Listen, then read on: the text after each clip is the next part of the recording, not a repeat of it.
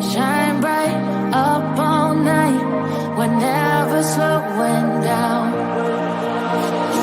Fall in love, drunk mistakes. We're bound to hit the ground. Gotta keep this feeling, keep on breathing, even if we're slipping away. So I close my eyes and lose myself now. Do it like it's only a day. We got a party for a lifetime. No, we ain't stopping for the sunrise. No, we don't care about the bad nights. If for a second I can feel like this, make me feel like this.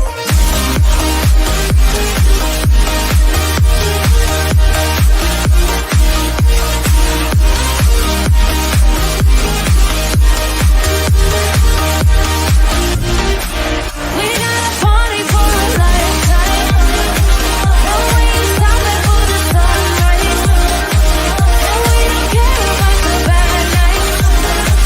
If for a second I can feel like this, make me feel like this. Young blood made of gold, a mind you can't control. Running wild, can't come down. My head is in the clouds. Gotta keep this feeling, keep on breathing, even if we're slipping away. So I close my eyes and lose myself now.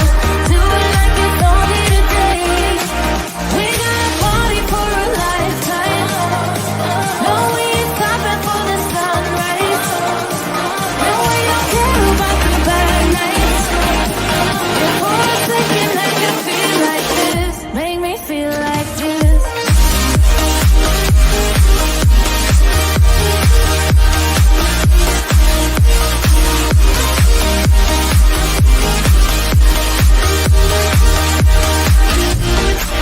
We got a party for a lifetime. No, we ain't stopping for the sunrise. No, we don't care about the bad nights. If for a second I can feel like this, make me feel like this. Please hit that thumbs up button while you guys are coming in. Thank you. Hope you're all having a good day.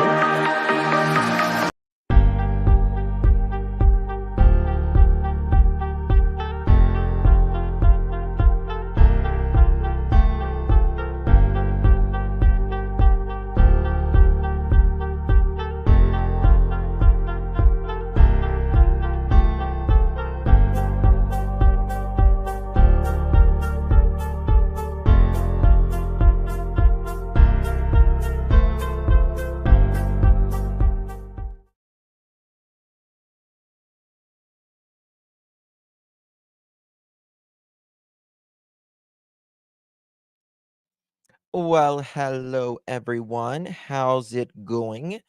Hope you are well. Today is April 9th, 2024. It is 5:25 p.m. on the East Coast of the United States of America. How is everyone in chat? Good to see you all, my beautiful people. Beautiful people. I think Guidance might come up here in a minute. Let me check my message. I think she might. Okay. Yeah, she'll be up here in a minute. Pandora's box is opened. I really believe on this case because there is a lot going on in the last few hours. Nancy Grace dropped an interview. Well, she dropped some stuff, and we're going to go over that shortly.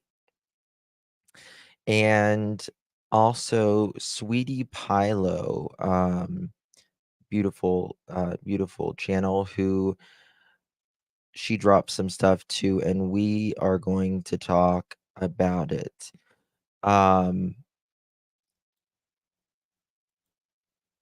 Wow. Like they say in the UK, gobsmacked. Absolutely gobsmacked. No comments have been deleted. Someone saying their comment was deleted or something? I don't know. Don't know. Uh, yeah, guidance will be coming up here shortly. Now, Nancy, in my opinion, seems like she is.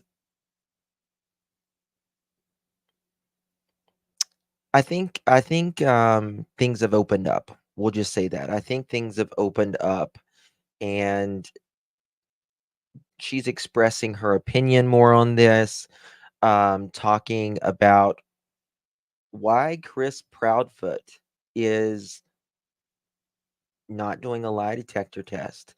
And guys, we are going to show you the things that Chris Proudfoot has said that we know is not truthful. Absolutely no, it's not truthful.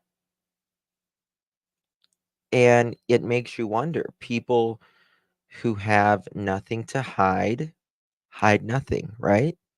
In true crime, especially whenever your child, your stepchild is missing. Chris just didn't move into the home 6 weeks ago, right? Right before Sebastian went missing. He has been in Sebastian's life for half of this child's life. Half of his life.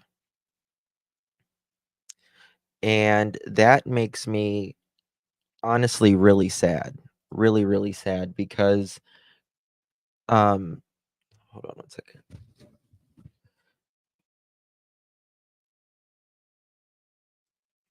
Because half of his life has probably been hell. Half of his life. In my opinion, he humiliated him wearing diapers. Can you imagine being a 15-year-old boy wanting to fit in? You're trying to fit in with one of your friends, your peers at school, but you have this almost like a secret that you're wearing a diaper.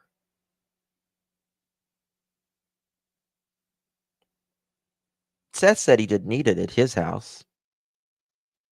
So the question remains, why did he need it at his mother's house? Was it just to humiliate him? Possibly. Was it for other reasons, which we're going to get into because Nancy brings it up here shortly. And so does Sweetie Pilo, who she says she has a good source. Darcy, thank you so much for gifting one membership, my dear. That's so very generous of you. If you receive that membership, please thank our sweet, sweet Darcy. She's so good to us. It can be trauma. It certainly can. It can be, stress. It can be something we don't even want to think about.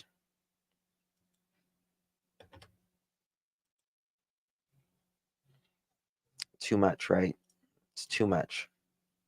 All right. So for this, credit goes to the queen of true crime, Nancy Grace.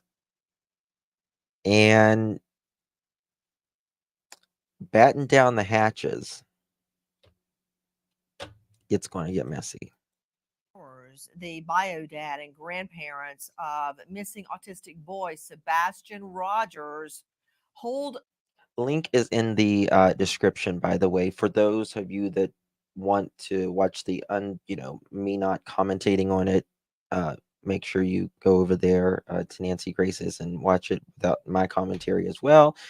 Thank you so much, Jessica. My heart aches for Sebastian. He didn't ask to be born, and he was treated so poorly. Thank you, Jessica. Um, I believe if Seth knew about it, this wouldn't have happened. But it was just not. I feel like Chris wanted him out sooner than later, right? Why is the stepfather talking to Seth? Why is he talking to Seth? That should be between Katie and Seth, not Chris and Seth, if he wanted to go live there. It's not up to him. Reality wins. Thank you so much for 1 month. May I call in later to go over Chris's statement on his job? Yes, you may. We are going to do call-ins here in a little bit. Absolutely. We sure are. A vigil where everyone vows that Sebastian will be brought home safe and sound. Will he? I'm Nancy Grace. This is Crime Stories. Thank you for being with us here at Crime Stories as we continue joining in the search for Sebastian. First of all, take a listen to this. Have the two of you taken a polygraph? I have. I have not. Would you be willing to? I've offered and volunteered on many occasions to take a polygraph, and I was told directly by law enforcement because of my whereabouts, I did not need one. So if that's true, Chris, if that's true, then why are you saying TBI is going to give you one now? If that's true, then why are you saying TBI is going to give you one now? And then later, you'll do it with Nancy?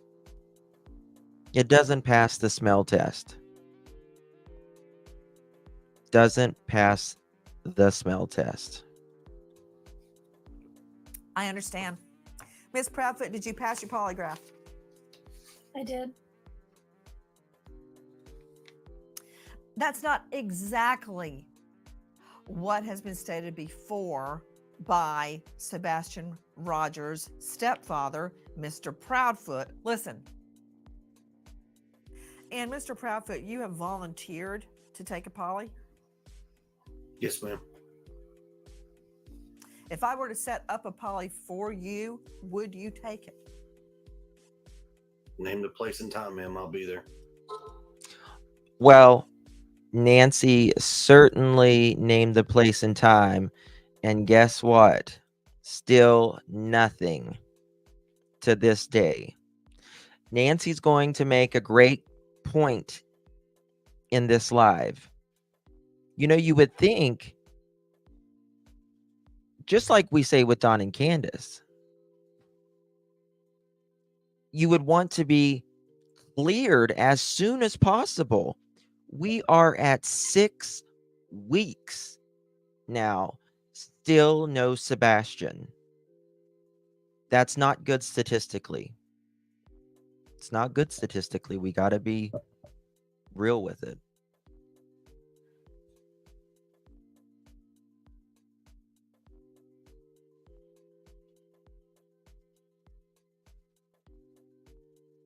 Have you heard of this brand new product Hold that instantly cleans toilets without any scrubbing? Take any dirty toilet. I forgot to Joining me in All-Star panel to make sense of do it what on my we're hearing non-commercial one. right now. But first to Dave Mack, crimeonline.com, investigative reporter. Dave Mack, isn't it true that crimeonline.com did set up a We're going to go over polygraph? that. Absolutely true. And what happened? Chris Proudfoot told us that he could not take it now. He wanted to, but he can't because the TBI told him not to. TBI will never They are never going to advise you on what you should or should not do. They are never going to do that. Ever. Why would they do that? They're not an attorney. They're not going to tell you what you can and can't do. You're not cleared, even. They're not going to tell you what you can say and what you can and can't do. It's ridiculous. It's my understanding to Cheryl McCollum joining us. Cheryl McCollum, founder and director of the Cold Case Research Institute, forensics expert, and host of Zone 7 podcast. Cheryl, it's my understanding that specifically Sebastian's stepfather said he could no longer do interviews, including with us, because he had been instructed so by the TBI. And Jackie, correct me if I'm wrong. That Can't do interviews because he's been instructed by the TBI. Baloney. Absolute baloney. He knows, in my opinion, that he is digging himself deeper and deeper by opening their mouths. Bonjour, Madame. Oui, oui. Hello. You look Hi. Thank you. Could the compare other trash pickup videos from the one law enforcement put out, see if lights are the same? Sure. Now, the only thing about that with SL is, to be fair, I don't know if there's trees in front of there. I don't know if there's something blocking it. Now, I'll be honest with you. I am very extraordinarily conflicted about that trash truck. I want to be very honest with you. I'm very conflicted because Seth said that without a doubt, that is a trash truck.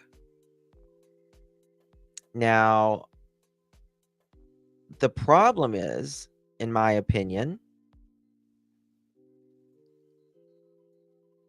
I've never seen a trash truck look like that and go in different directions. And why won't the sheriff just say it's a trash truck? Why won't he just say it's a trash truck? It could be something later. Well, you can still say it's a trash truck if it's a damn trash truck. Right? Am I wrong? Unless Seth has found out that's a reason that it needs to be, it wasn't supposed to be public, and that's just the logical way to say it and try to get eyes off of it, but it put more eyes on it. Nick Barris, the first question he says that was asked to him is, where did you get that video? Which is interesting to me. That's interesting to me. Okay. If it doesn't matter, if this video does not matter, why does it matter where he got it from? Well, also think about this, Justin, as us both being parents. Whenever we ask our kids, where'd you get that from? Is there a reason? There's always a reason. I mean, I think, right? Right, but there's always a reason of why you're asking, where did you get that from? It's almost the same sense of, you're not supposed to have that. Where did you get that from? If you get what I'm saying. Yes. So, Pink Butterfly. Seth describes it. I did watch Pascal. Shout out to Pascal, by the way. Seth describes it more on Pascal late night, and that someone took film of it and recorded only half screen. I think it was 1/4 of a screen. But see, to me, that even raises more questions. Why is it only 1/4 of a screen? Why is it only 1/4 of a screen? it's a 15-minute video. Where's the other 3/4? Why And can't also, we put it sorry. out that and see? Why can't we see the other 3/4? Why can't we see the full video if it's nothing? He also said the size is like a 5x7 compared to like a major TV. So I don't even think what like the garbage truck lights will even be that far apart on the camera either. I don't know. When they say it's the headlights, anyways. I don't know. It's weird. It's weird. But yeah, They we'll did not look at want that. any of his interviews to interfere with the investigation. And that even though he had agreed to do our polygraph, he now says that the TBI is going to set up their own polygraph and he can't take our polygraph until after that. And once he does that, then, quote, we'll take it from there. Oh, What do you make of it? You know, you and I always go back to Mark class. If you want to make sure that the law enforcement has everything they need to get rid of looking at you, you can do that. He can set up a private polygraph through an attorney. He can take yours. He can demand that TBI give him one so that they can stop focusing on him and this polygraph business and move on. exactly. I'm going to tell you something. Like I've said in in the Summer Wells case with Don and Candace, which we're almost at 3 years. In a couple months, we'll be at 3 years. Hey, Miss Kirby. I would be demanding someone clear me. Demand it. Like, and to be honest with you, I would be like, listen, I don't really give a shit what, we'll figure this out later. I'm worried about my kid right now. But, the first thing that they do is pull back. I don't understand that. Mm-mm. It's quite strange. And find out where Sebastian is at. Period.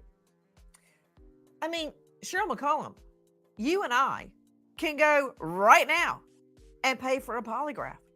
They'd be Right. happy to take our money. Hey, just put it on a credit card and here's take the a other- polygraph.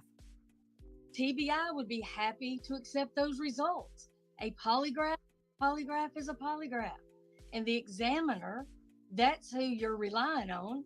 So you've got somebody that's going to be willing to testify and put their reputation on the line. Again, he could make this happen today if he wanted to. Let's go straight out to Joseph Scott Morgan, professor of forensics, Jacksonville State University, author of Blood Beneath My Feet on Amazon, and star of a hit series, Body Bags with Joe Scott Morgan. Joe Scott, thank you for being with us. You know what? This is like static in my ears because I know tick tock, tick tock. As long as we focus on the stepfather and the mother, Mr. and Mrs. Proudfoot, I'm losing time.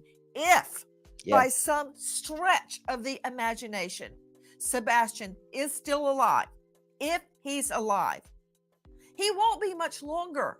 What do the stats show? What is your opinion? I need it, and I need it now, Joe Scott. Yeah,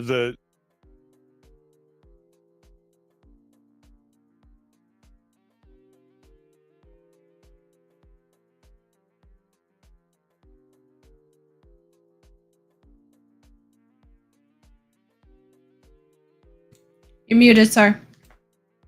That was my first mute. Thank you. Look at Nancy's headlines here. Missing autistic boy Sebastian, MOLESTED ? Now, this is not the only thing that has came out about it today. Yeah, we're gonna look at Sweetie Pie Lows here in a minute, because It's very interesting what she has there. Very interesting. The biggest thing that we're looking at is this idea of time. We're talking about a young man that went missing back in February, Nancy, late February. And as we move down that timeline, the odds are. Oh, by the way, in this picture right here, Sebastian has his shoes on. He's not by the door there. He does have And though. also caught me, and I'll point it out in Sweetie Pilos. Okay. Okay. Something I pointed out the other night.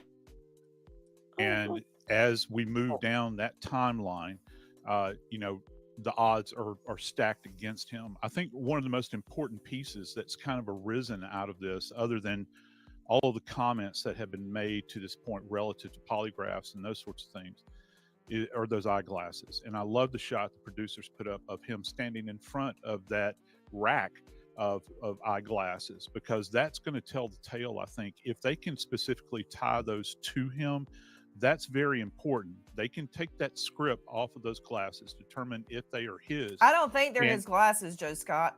I don't think they're his glasses. Yeah, they're not. At this point in time, you have to work with what you have. If they're not his, then that points us down a different road, doesn't it? And sometimes, okay, let's go with they're not his glasses. And I'll tell you why I'm saying that, Joe Scott.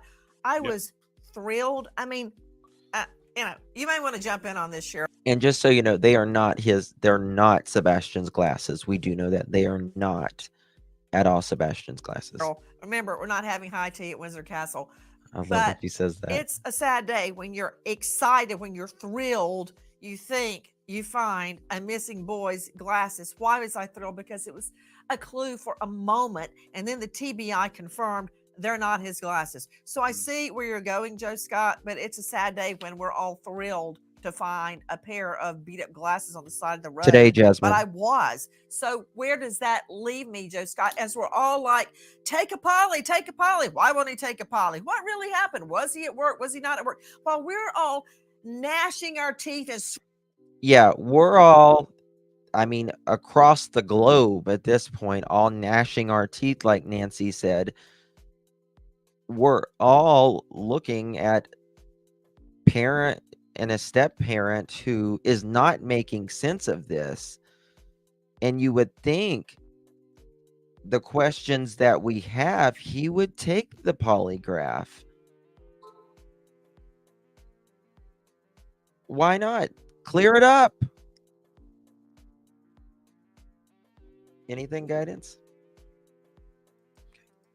switching our tails trying to figure out about Mr. Proudfoot. If this kid, this child is out there with his autism kicking in, giving him problems, what's going to happen? The likely scenario, Joe Scott, as we're spinning our wheels on Proudfoot. Yes, question. Young Vintage says, question. What would Sebastian say or do if found? Question mark. He knows something and Chris and Katie doesn't need him to tell. Only reason why they don't look, they know where he is. And I agree with you in that, you know, you don't look for something that's not lost, right? You don't waste your energy, so to speak, on something that is not lost. I've said this again for Don and Candace and other suspects related to their missing children who don't search for their child. Well, you're not going to go out and roam in the woods all day just to burn calories when you know for a fact, in my opinion, at least, that you know where your kid is. Why are you going to waste the energy? You're not going to burn the calories because you know, in my opinion, it's a lost cause. Otherwise, you would be out like Seth, busting your ass. just the way it is. There's nothing else that I can think of why you wouldn't do that. Why you wouldn't do that. Or at least be putting up flyers instead mean of not taking them allegedly taking down? them down. Yeah, allegedly, yeah. So at least doing interviews, right? At least doing something, at least staying inside your home that's not 3.5 hours away. How about that? Let's talk about that, right? You're not even in your home where your child was last living. That's the only home he knows other than his father's.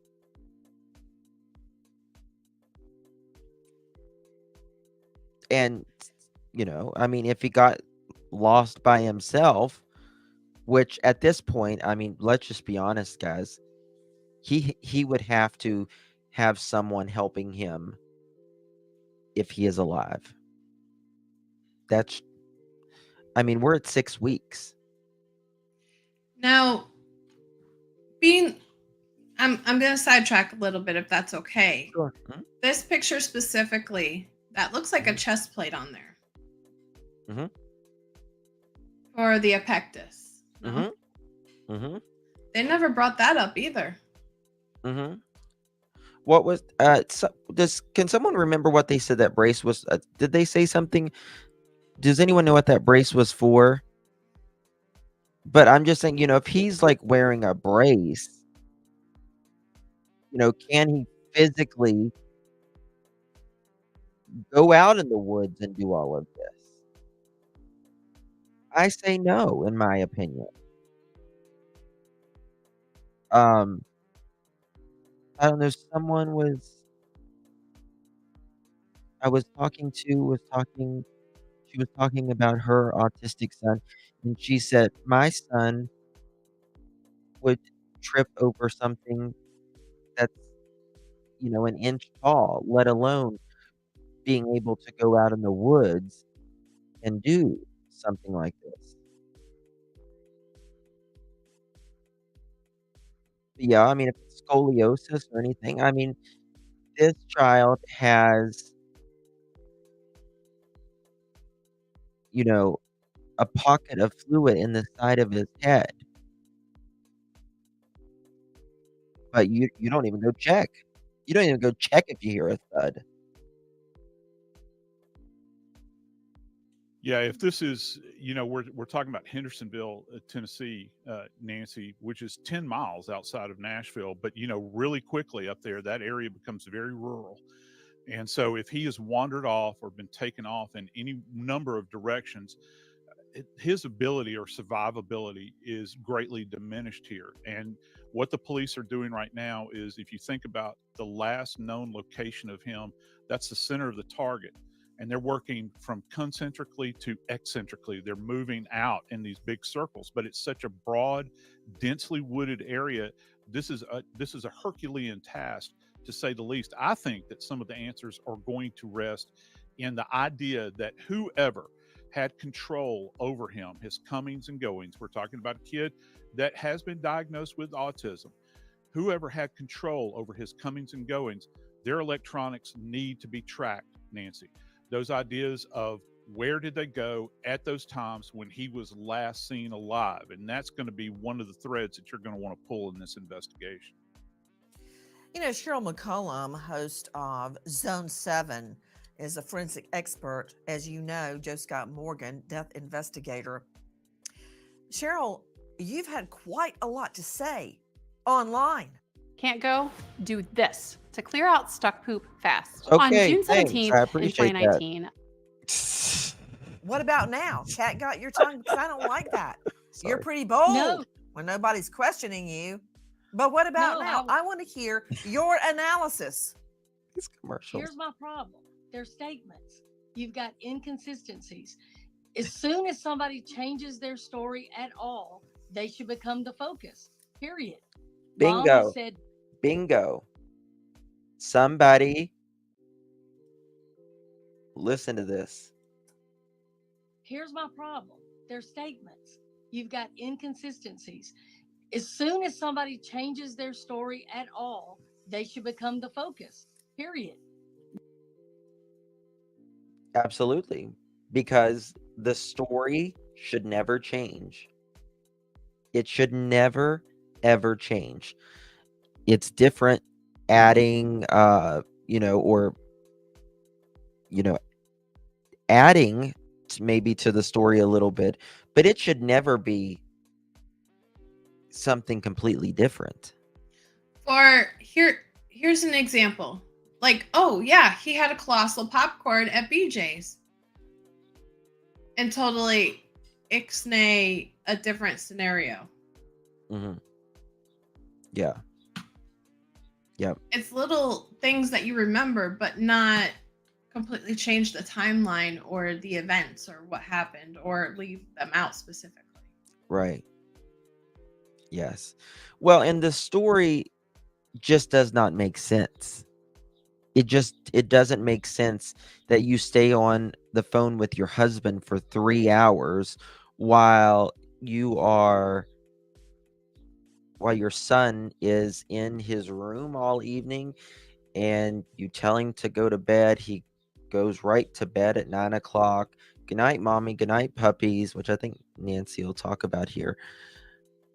And you hear a thud an hour later, and you don't check on your autistic son who has a pocket of fluid in his skull, who has had many seizures in the past, no bath that we are aware of. No, she just mentioned took out the garbage, played in his room, and then went to That's bed. it. Mm-hmm. Yeah. I could already tell you 30 things that my kids have done in the past hour that I've been home. Yes. And Beth Ann said, then there's a thud. Well, in the beginning, she just said she heard him playing around in his room.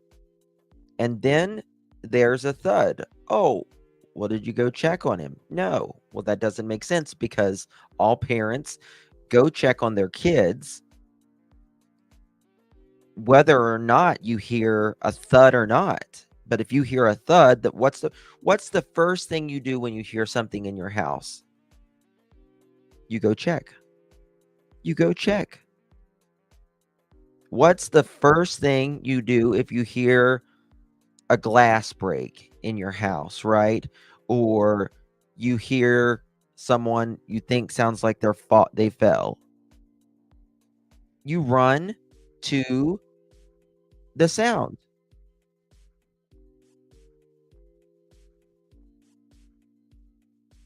You didn't say, "Are you okay?" Even? Not even, "Are you okay?"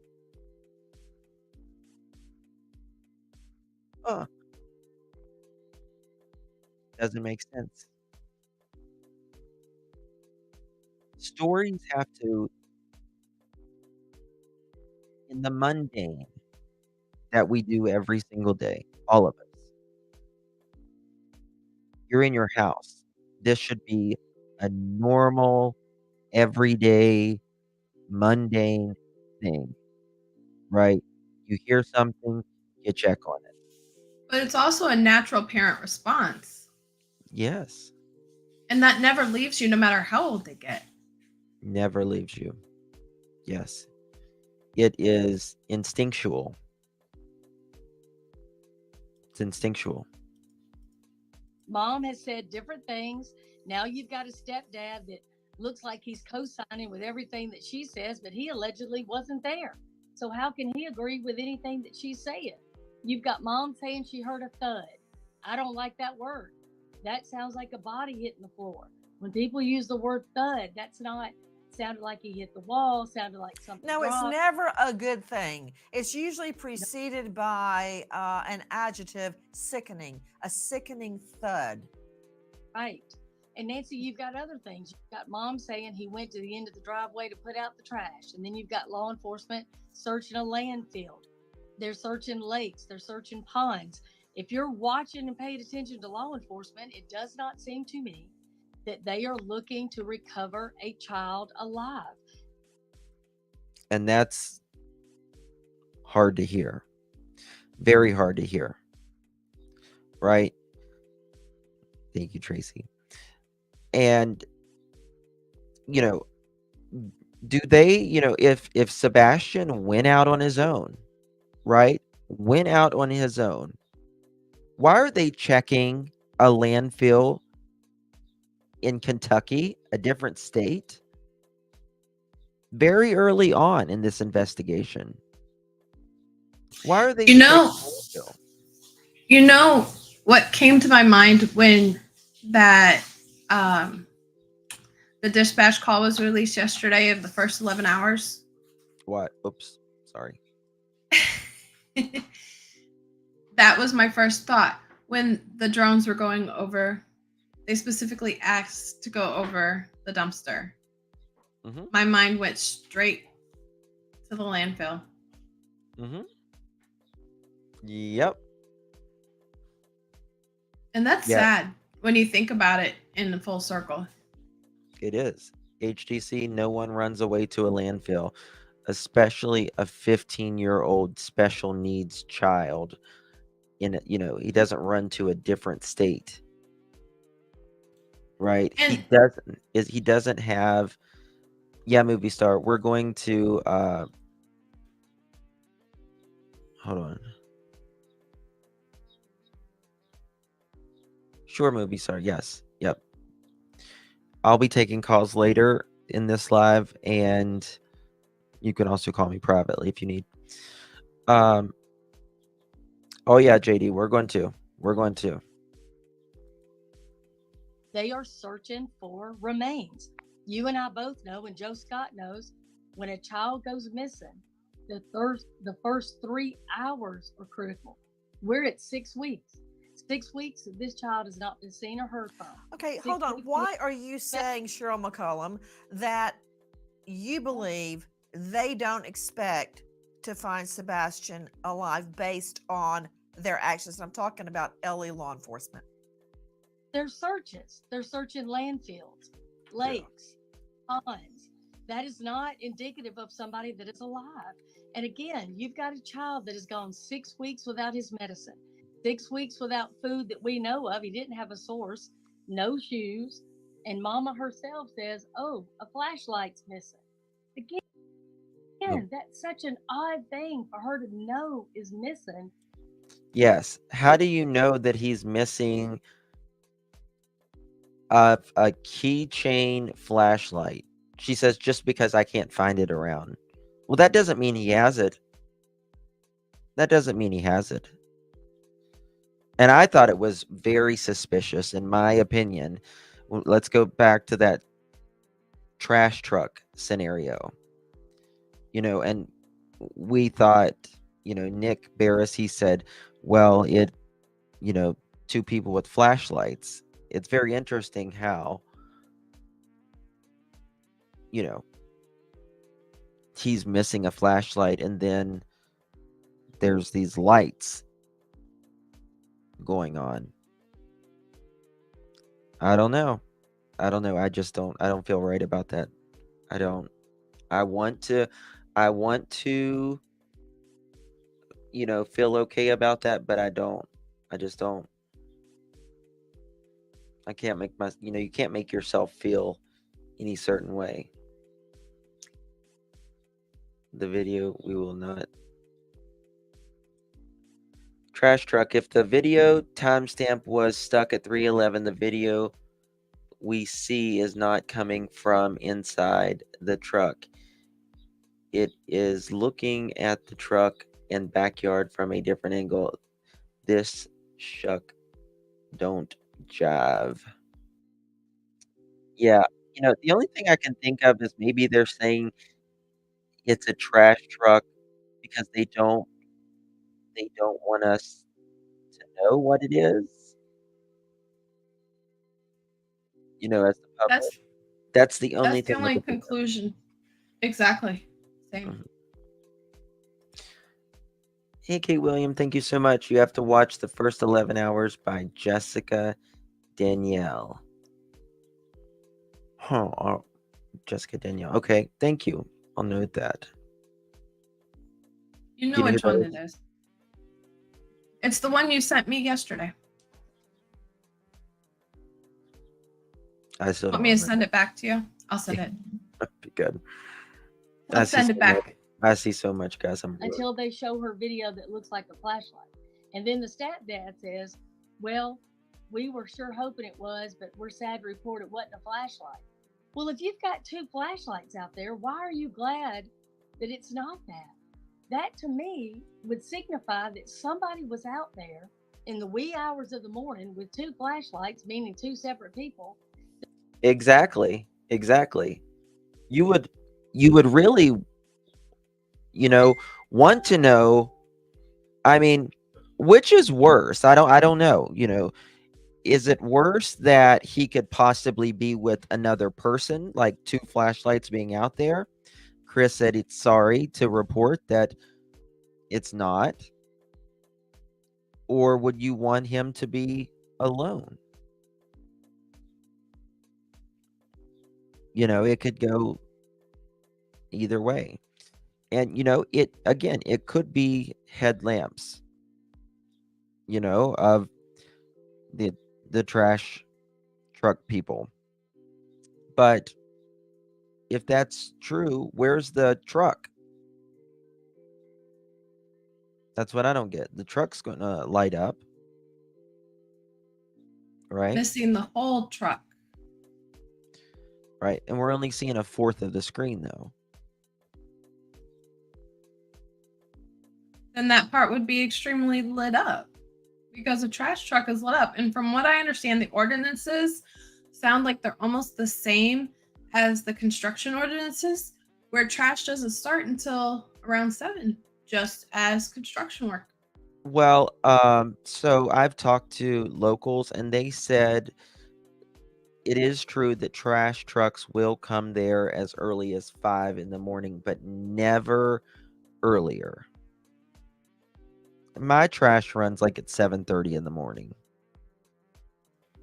Allie, thank you so much. In the interview with Smiley, Chris slips when he is talking about CPS and says, "and my case," yes, he does, about the belt. The 3 stories put together, his words, I think, was about Katie. Yeah. Yeah, he wanted to blend and mix all of it together. Did the mother send out a specific time? That's why she's saying he's been took and it is set up, in my opinion. No, there is no specific time. Chris has told Nina that Sebastian went missing anywhere from 12:30 to 6 a.m. Now, I personally don't believe that. I think something happened before bed. I still agree on, did he make it home?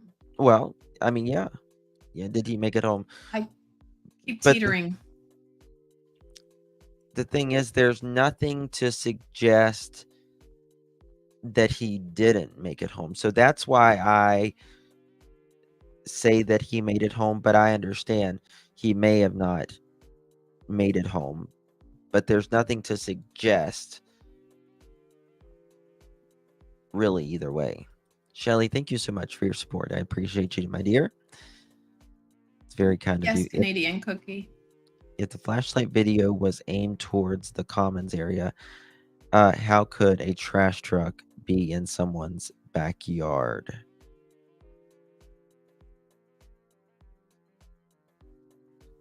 I don't know. I would like to look at that on a map because I thought about that before. Because it looks like there's a house behind them. Did they roll it to the road? Or is there a trash truck coming between the 2 rows of houses? Yeah. It's the front street, which would be their street, I believe. It's the back facing the front. Yeah. The night your child went missing. I mean, it's just odd. What They do you claim they- make of a 3-hour conversation held between Mrs. Proudfoot and Mr. Proudfoot the night Sebastian disappears? The 3-hour phone call bothers me because, again, that's a long time to be on the phone. And, you're hearing your son supposedly, he's answering you supposedly during that time, but you don't go check on him at all. Did somebody leave their phone just on while they went and did something else? I don't know. But I agree with Joe Scott. The electronics are going to tell the story. When his mama. Hold on, I gotta address. Seth Rogers said TBI showed him the whole video. Yes, I said that. The time was stuck frozen. I know that. Time was messed up. I know that. That's what Seth said. I know that. So the problem that I'm having is not what Seth is saying. It's the secrecy around the sheriff or whoever the guy is. I guess it's the sheriff, or not the chief rather. He says that Nick Barris said, well, if it doesn't have any, he said Nick asked him, does it have anything to do with this case? And the chief said, no, not at this point. And Nick asked him again, well, then what is it? He said, I can't tell you what it is. Why can't you just say it's a trash truck? That's all I'm asking. Why can't you say it's a trash truck? I'm cutting in and out, kind of muffled. Am I muffled? I don't think it's me, my dear. Sorry. You sound good.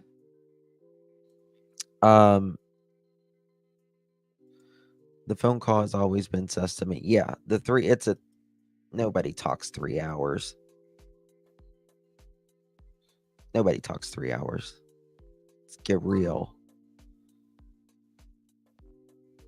I can't do that. No.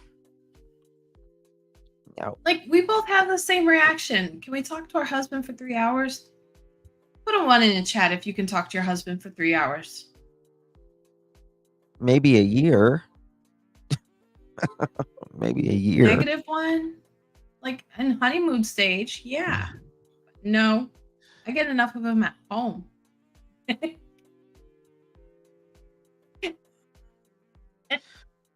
At what, 3 hours every night? No. See, the problem is I would want, you want to see their phone records. Is this something that they do normal? Because the TBI and all of them, they're going to say, oh, okay, well, yeah, they do talk to each other at this time on a regular basis or every night. Or, oh, they've never talked this long at all, for 3 hours at any time. Right. So, just have to see. I first entertained the idea that somebody had him. What did she base that on? His phone's not missing. He didn't take shoes, didn't take clothes, didn't take money. Nothing on his cell phone, nothing on his computer says that he's been talking to anybody.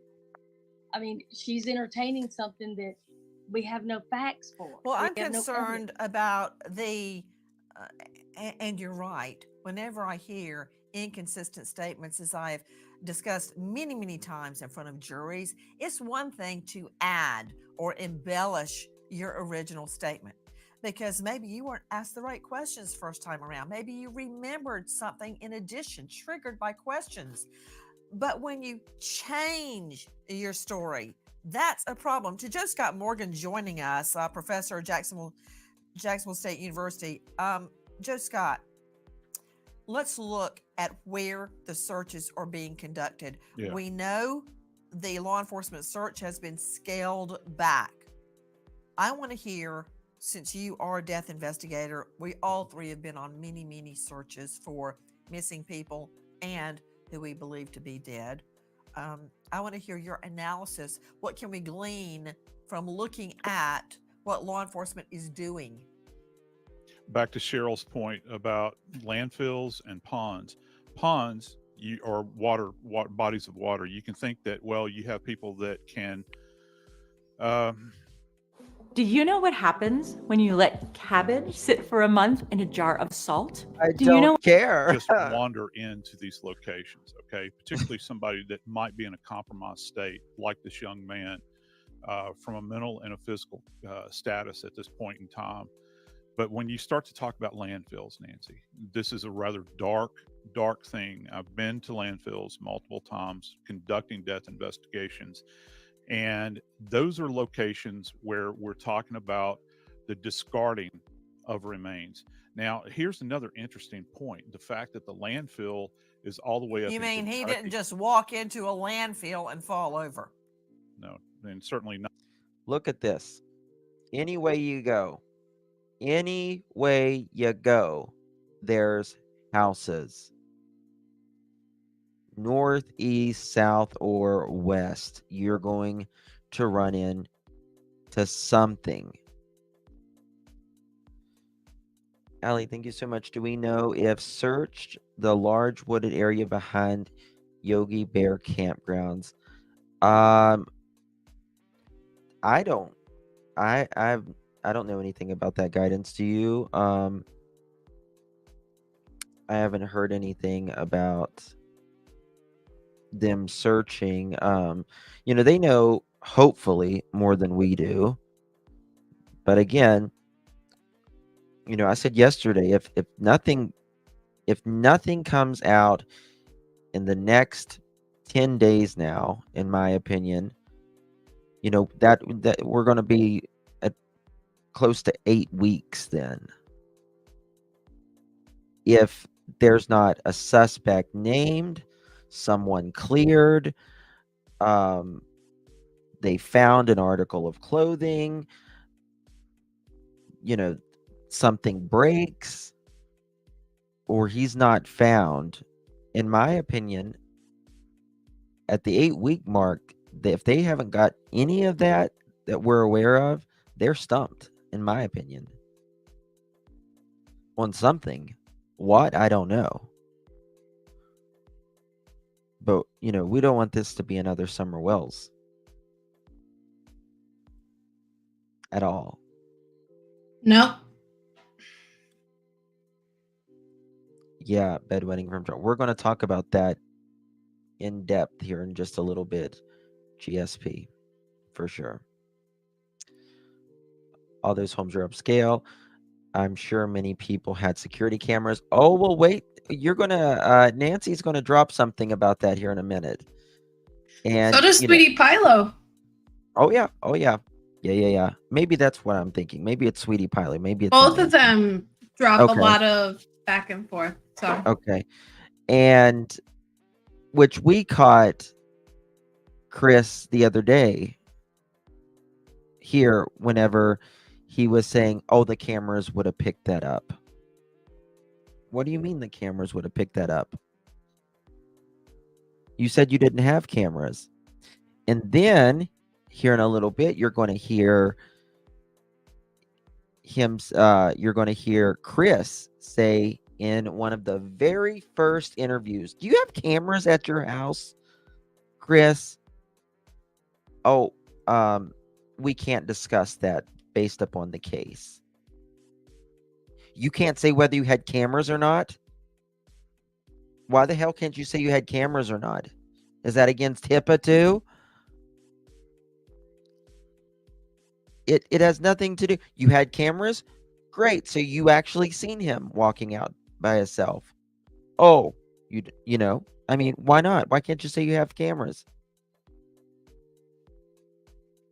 In my opinion, there's no way in God's green earth that someone who works for a security camera person, company that does not have cameras and security system in her $600,000 house. Doesn't make sense. Nice, Marie. Thank you so much, my dear. I think the flashlights is Katie and Chris's going over to the neighbor's house to jam the recording because they forgot about the neighbor's cameras after they disabled theirs in their house. I mean, I think they may have wanted to stay away from cameras, but you can't hide from it. I don't know how you would handle that. I don't think that's Now, then again, think about when I used to work for ADT. Mhm. You know the blind spots Yes. and how to case a house. Yeah, you're It's part of trained the to do job. that. Yeah. You got to think like the criminal. Yep. And that's how you make your sale. Yep. Jane, thank you so much for becoming a member. You are now a Pearl, my love. Welcome to the family. We appreciate your support. And she knows about all of that. And to me, I just see I don't see them without cameras. And I think Chris was constantly probably always looking on those cameras from his mobile device. You can control them too from your mobile device. Mhm. And also, I think it's going to be covered here soon, is they even caught him eating snacks, right? Yes. Kind of Oh, meaning snacks. Yes. snacks. Snacks. Mods, could you drop the membership link? Miss Marie would like a membership link. For Thank you, Miss Clutch Marie. or Justin for all? Justin for All's not. It's not up until May 28th, so it's just Clutch Sorry, that's right right. now. I've got the link then, Not in sir. Kentucky. This is specifically targeted. Now, from my understanding is that landfill is used to serve this particular area. And landfills are very complex environments. They're gridded off. Essentially, they know where they're going to do dumpings. It's not like they randomly go into these locations and just back the truck up. They go to specific locations. But with landfills, they're highly complex. They're layered. And so as you begin to stack items in there, they then run over them with this heavy equipment, and it makes the going very, very tough. As a matter of fact, anything that gets in there begins to degrade and decompose very quickly. That's the purpose of it. And so that is not a good sign, Nancy. And the fact that they are searching a landfill Not a good is sign. rather ominous to me. Something happened the day before they searched the landfill. What was it? I can't. Do you remember what it was, Guidance? What was your question about the landfill? The day before, something happened in this investigation, and the very next day they went and searched that landfill. They just halted searches. I remember that. They just stopped what they were doing, and they weren't supposed to be known that they were headed to the landfill, but they were found out. Yeah, it was supposed to be a secret operation. That was Yeah, they just said they were going to fall back a little. And then all of a sudden we found out that they were there because they were falling back. Hey, Heidi. In first interview, they state if he opened the doors, it would be very noisy. Would that be the security system beeping? Even the windows are tagged. Interesting, yes. Perhaps. Very interesting. Yes, they did get a call from the garbage, but it was that may have been it, but it was something the day before. I think that's when they announced they were going to fall back their search. Don't remember. I'm pretty sure. Nancy, I want to To jump in Dave here real Mack, quick. I don't wanna be crimeonline. rude. No, but- I was just coming to you because I wanted to talk to you, Sorry. Dave Mack, on two issues and whatever else you want to interject. Right. Please, I need everybody's Right. thoughts. One, I want to. And P says, and the dog never barked. Well, thinking about that, I would think the dogs would absolutely bark because they're right there. They can see in the living room. Sebastian, going out. Yeah, I think they would bark over, Can anything. you do me a quick favor? Sure. During the next episode, can you check your Facebook, please? Yeah, sure. Darzilla, thank you so much. 1 month, my love. Do you know there is a new police chief in Hendersonville? The chief retired April 1st. I wonder if that makes a difference how this is being handled. I did not know that, Darzilla. That is very interesting. Very interesting. Huh. Well, he certainly has his hands full. Certainly has his hands full, right? So, this is going to make him or break him. Get from you any previous inconsistent statements as correctly stated by Cheryl McCollum, and 2, allegations that Sebastian, this autistic boy, was molested have emerged. Let's start with the inconsistent statements very quickly.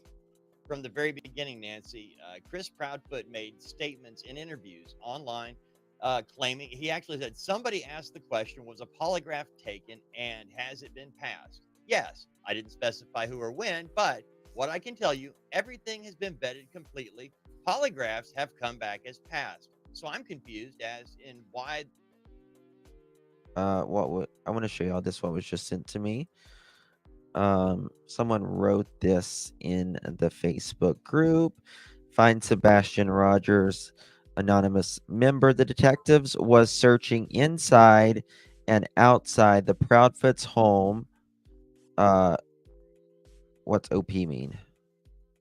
Late Sunday night into Monday morning, they visited the neighbor's house to see if the camera captured their movements around the front yard, trying to see if the morning of Sebastian's disappearance could have been captured. It was about 9 police/detectives there.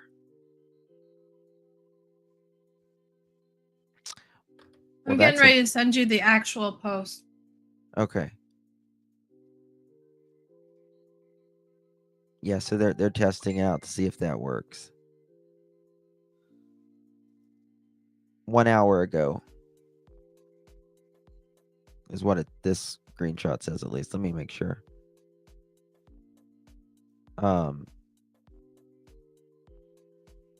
Okay, there we go.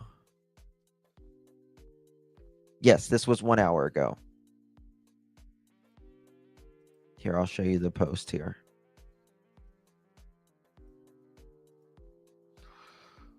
Right here. The detectives were searching inside and outside the Proudfoot's home.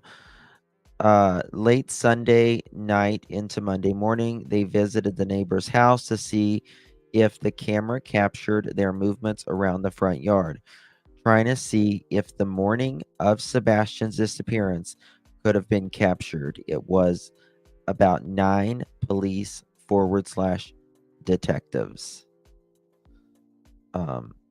That's very interesting.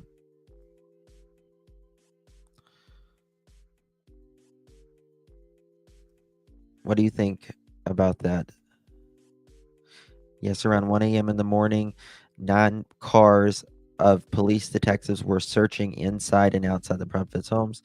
This was reacting what may have happened, and also checking the video footage of across the street neighbor's camera to see if by them being in the front yard, would it capture, to give the idea if the camera would have captured when Sebastian supposedly left out the front door of the Proudfoot's home. So another thing is, now, let's say, for instance, if it should pick up Sebastian catching the bus every morning. If that, well, maybe getting out of the door, because he would probably go down the driveway there. I don't know if it would pick up that part or not. I have no idea. Butterfly Kisses, thank you so much for 2 months, my love. I really do appreciate you so much. Lily Black, hey girl, good to see you. Thank you so much for becoming a member. I do appreciate your support. You are now a pearl. Don't know which Sunday. Don't know which Sunday. They are all wondering if It's posted myself, an my hour wife, ago. and the biological father took. Okay, we know that's a lie. We know that is absolutely a lie because of what he told you on your show. But you're saying that that's what Proudfoot said, that he had taken a polygraph, he and his Word wife, for and word. had been, quote, vetted. Okay. Yes. Yes, he He did has- say that on a podcast. Go ahead. Okay, and then we also have the belt. You know, we have hitting Sebastian with the belt. I don't know if you caught this, but you know, when Seth Rogers was on your show last week, when we were talking about the belt, he started crying. I saw later Seth referred to it as he wasn't aware of the corporal punishment that Chris Proudfoot was handing out to his son, to Seth Rogers' autistic son. And you know, we pointed out that he Proudfoot claimed it was years ago, and it was one spank with the belt on his butt, but through clothing, which makes no sense to any parent in the history of mankind or any teacher at school that they would actually look into something through clothing like that. But they couldn't remember when, how long ago it was. And in another interview, he said 15, which means it had to have been in the last several months. So we've got a number of Didn't serious Sebastian? issues. I do not believe that it was only one time at all. At all.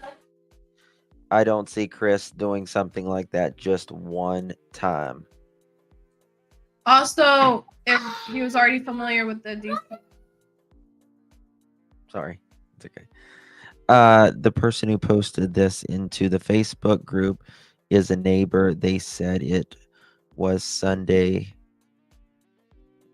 gone, allegedly. Huh. Turned 15 in December. Correct. And it went missing February 26th. So if he was 15 when he got a whack with a belt, that would have been in the last few months just before he disappears. So which one is true? Who whips a 15-year-old? Like, seriously. I mean, Chris has, he's in diapers, for God's sakes. How more can you humiliate this child? Chris. I found, I'm sorry. No, I please. found where it said, no, ma'am, I'm speaking about this past Monday, not talking about the Monday when the missing occurred, when he went missing. Okay.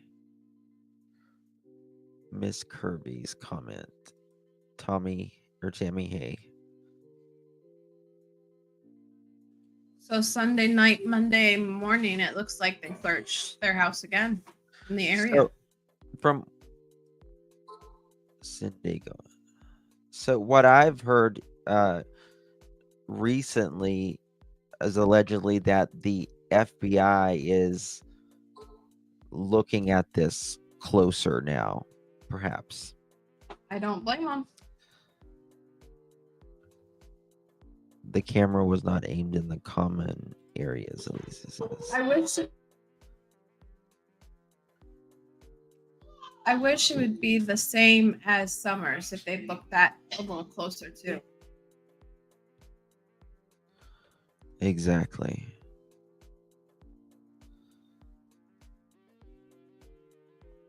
The tiny pause, that's as loud as it'll go, hun. If it's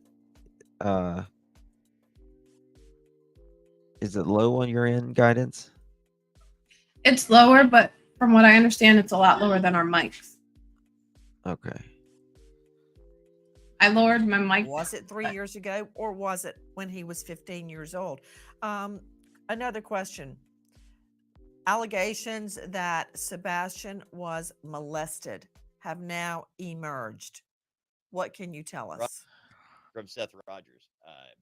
Sebastian's biological father, Seth Rogers, said that when the Proudfoots, when Katie and Chris Proudfoot and Sebastian were living in an apartment in California several years ago, that Katie Proudfoot allowed a boy that was 5 years older than Sebastian to play with Sebastian, and the boy was 13. Sebastian was 8 at this time. She allowed it. Seth Rogers said that Katie Proudfoot allowed a 13-year-old boy to play with Sebastian, who is 8, without any kind of involvement from Katie Proudfoot. And Yeah. So talking about, Seth uh brought this to light, and talked about this as well. But Sweetie Pilo, which we're going to get to in just a minute, she's reporting um some new stuff, and I want to hear y'all's thoughts on this.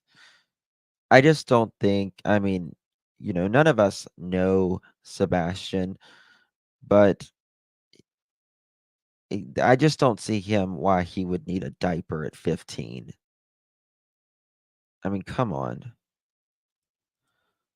that during the time, this 13-year-old molested and raped Sebastian Rogers. It seems the more we investigate, the murkier the facts become. This is what I know. Every day, literally every hour that Sebastian Rogers is missing is 1 hour closer to him being dead.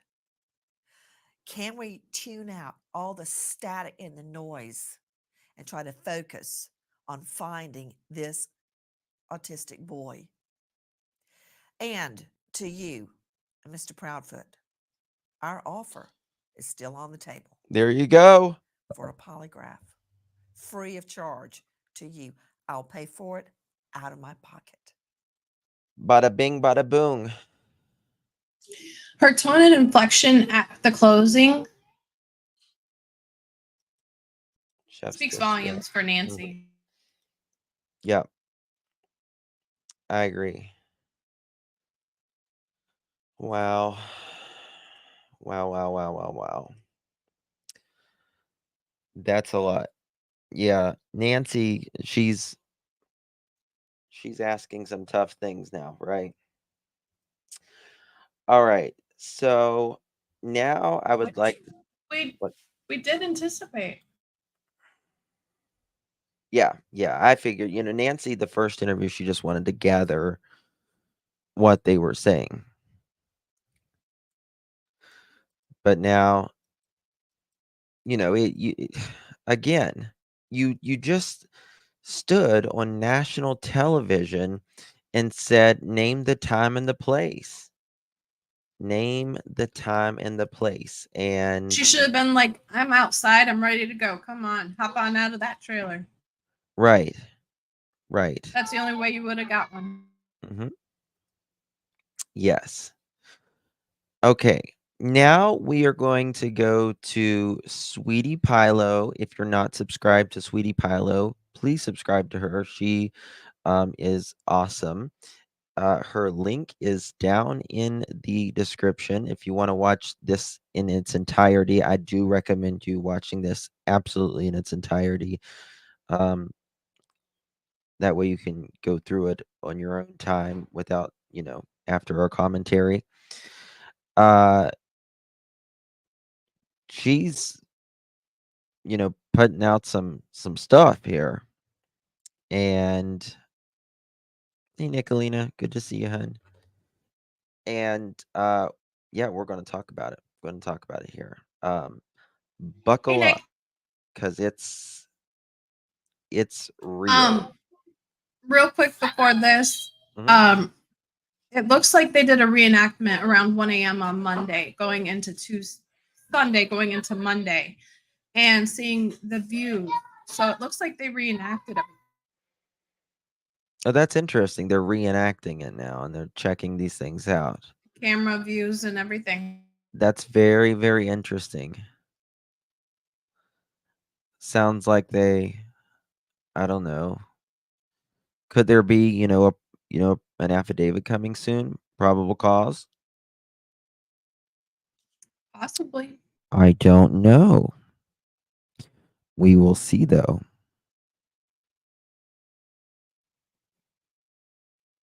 Okay. All right. So, I'm just going to start this at a specific point and then we're going to commentate. If you want me to stop guidance, just let me know. So when I saw this line here about Sebastian, when he gets into a situation where he acts out and that he bites himself out of frustration and that he would throw himself on the ground, all of a sudden, I was reminded of those bite marks, guys, on Seth's forearm. And I'm not Seth. Excuse me. Let me say that over again. I was reminded of those bites on Chris's forearm. I say sometimes I get mixed up too with Seth and Chris. Obviously, they're totally different, but the names, right? This is a very good point. I mean, here we have, this legal document and talking about Seth biting himself, right? Was he a biter? And then we see those marks that are clear as day on Chris's arm. Is it related? Have no idea, but it is a very interesting scenario that she puts out here. Let's look at him again. Watch this. Watch this, guys.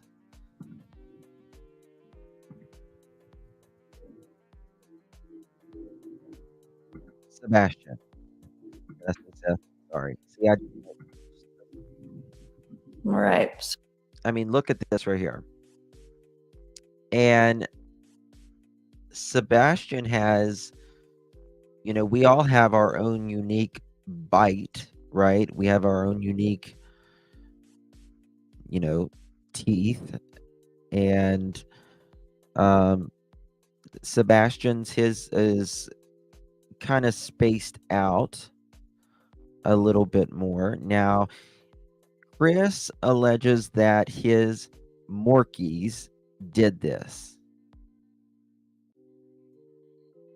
To me, this does not look like a Morkie. And why is it on both arms? Why is it on both arms? I don't know. But that, to me, that looks like a puncture.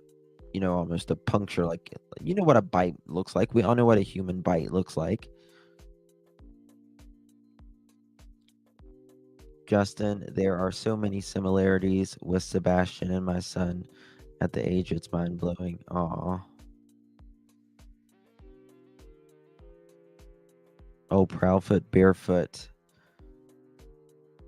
Got it, bear. Lee have it, understood. So gather. Okay.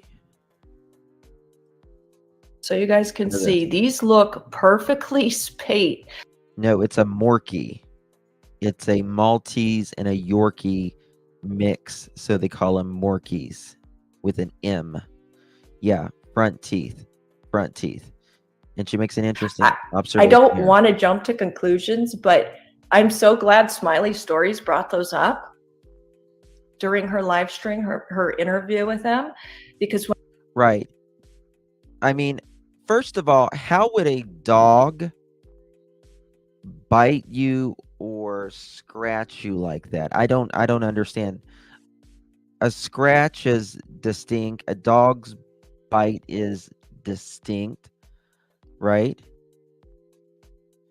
Angel, thank you so much, my love. Thank you. I really do appreciate your support. Thank you so much for that. Looks like a Headlock bite. Oh, interesting. Interesting. When I look at these now, all I see is teeth marks, and they look, honest to God, like human teeth marks. They truly do. And so from there, I got to thinking about the kind of potential abuse that I believe poor Sebastian endured in that. Hold on, we got to call people. 1 second. All right. Go ahead, Nick. Hey, Justin. Hello. Well, I don't know who's on panel. Who's on panel? Guidance. Oh, that's beautiful guidance. Yes. So, a lot of you may know, or you may not know, but children that are on the spectrum, when they are overstimulated, they have to figure out a way to calm themselves down. And oftentimes, biting themselves is one of those behaviors that you will see in an autistic child, where they will bite themselves because they are so overstimulated. So we can't make assumptions based on Sebastian being on the spectrum.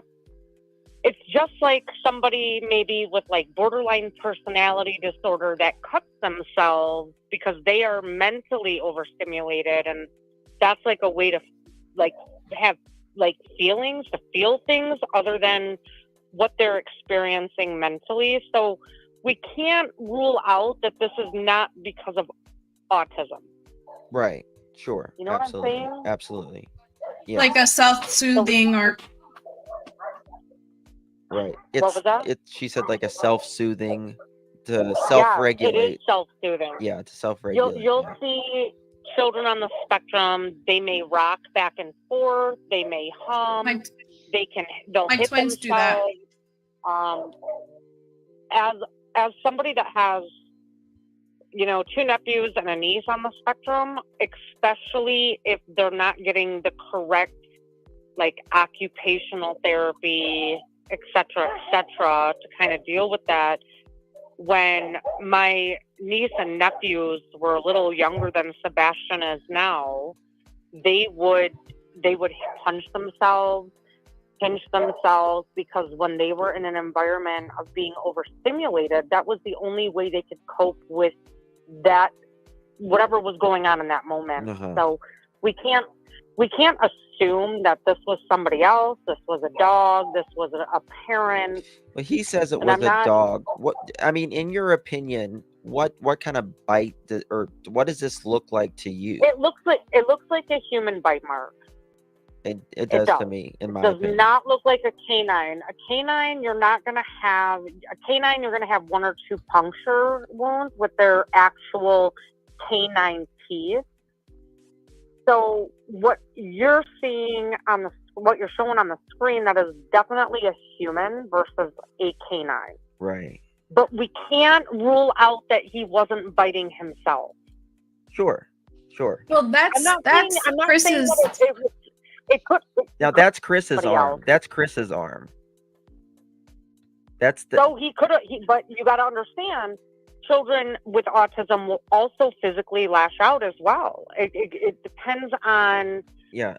So a lot has changed with autism. Autism used to be, you know, your Asperger's. Now the DSM has changed it up, and they have levels now. So I don't know Sebastian enough, but you can also have a child that will retaliate against a caregiver. The problem is where they get physical. The problem is Chris was not home. He was not supposed to be home for a month. He also said it was the Morkies that did it. Yeah, he said the dogs did this, and he has not been home. No, there's no way that's a canine bite. I'm sorry, and I just came in late, but I'm talking from my own experience with, you know, nephews and a niece, and I've seen it. Well, you're in medical too. You've seen a lot as well, so you know. But I do want to say, somebody that is not in true crime myself, mom and stepdad are sus as fuck. Right.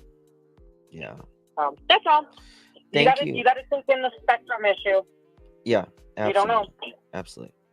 All right, thanks, Justin. Bye, guys. Thank you. Bye, dear. I love.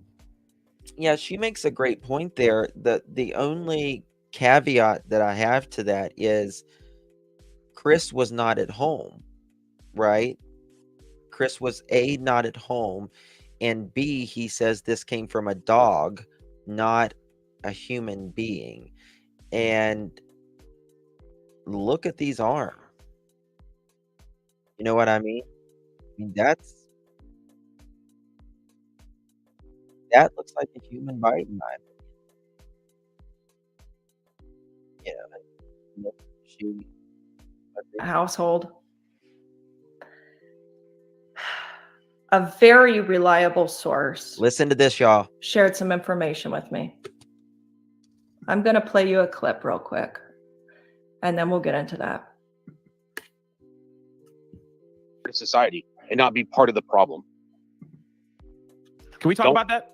Can we talk about the diapers real quick? Sure. I'm glad you mentioned that. What's up with the diapers? Could you break that down for me? Because I've heard that many different times in many different comments and chat forums and all that. Could you just explain a little bit about this diaper situation? He was having accidents at school. And Now, again, I want to just reiterate that what we are talking about is our opinions only. Chris and Katie have not been named a persons of interest whatsoever at this point, whether that is strategic on law enforcement's part or if that is 100%. Law enforcement is saying that Chris and Katie are cooperating with law enforcement, and that's that. We are just giving our opinions, absolutely just giving our opinions. And here we have Sweetie Pilo giving her opinions, and Nancy Grace and you all giving your opinions in here. We are not a judge nor a jury. We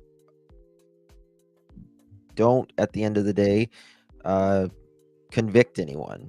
So I just want to make sure people understand that, you know, these are just our opinions, and follow, you know, your own gut.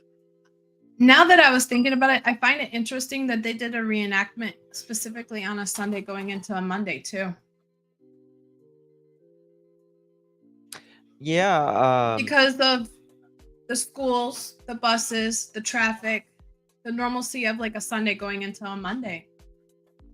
yeah, that is interesting. You would, yeah, because you wouldn't think law enforcement would normally do something like that on a Sunday. Right. They're dead during the weekend. It's dead silence. Right. But I think they're trying to react exactly how that town operates a Sunday going into a Monday. Mm-hmm. Because it's not like a normal city. There's always chaos. Absolutely. Like the trash truck. Trash comes through. Did certain cars go through? Yep. There's definitely going to be some big things coming up after this, I guess. I'm just thinking, guess. I think if nothing happens in the next 10 days, then I am really discouraged if nothing has happened by then. Chris got tired of Katie taking clothes. Sorry, go ahead. What's that? If they did make a trip out to Mississippi and they did go and react, there's more coming down the chute. Mm-hmm. They're searching close to home now. Yeah. All right. Close to him to change clothes, so he made him wear a pull-up.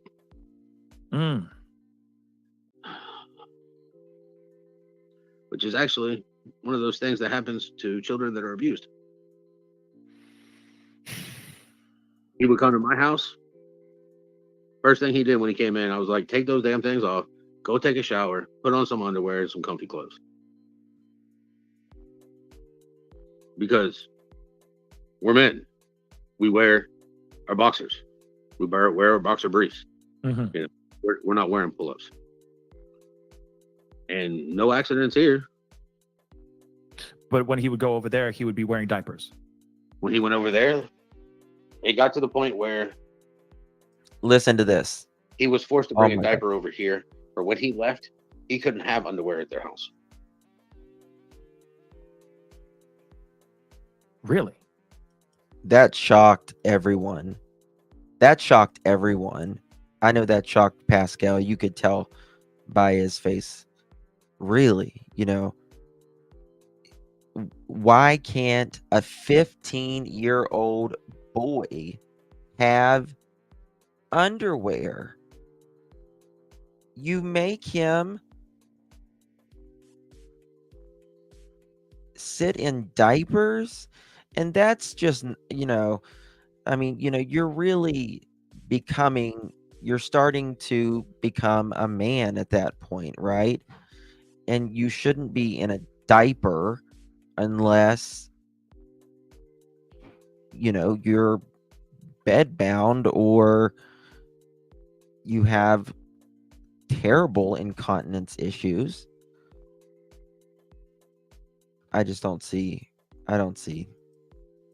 Chris didn't want him wearing underwear. Chris wanted him to wear a pull-up. Chris got upset that I wouldn't enforce that at my house. What? My son doesn't need to be in a pull-up. My son needs to be treated better.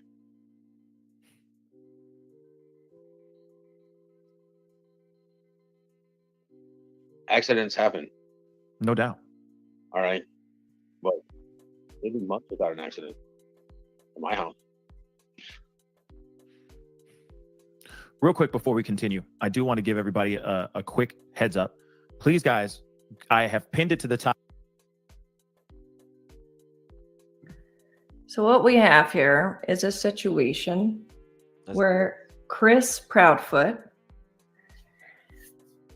more than likely was abusing him far more than he cares to admit. I mean, we know. I absolutely agree with that. Her opinion on that, I absolutely do.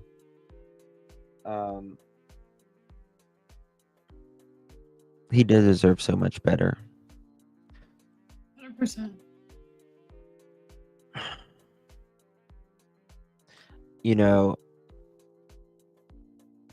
Seth said that Chris got tired of Katie going back and forth to the school because he was having so many accidents. Just have him take a change of clothes. Extra set of clothes. Like, it's not that big of a deal, right? I mean, if he has this, but don't make him sit in a sweaty ass diaper all day. And it's also re-victimizing the victim too, in my opinion. Yeah. Well, why would he allegedly just have these accidents at Chris and Katie's versus Triggering moments, triggering environment.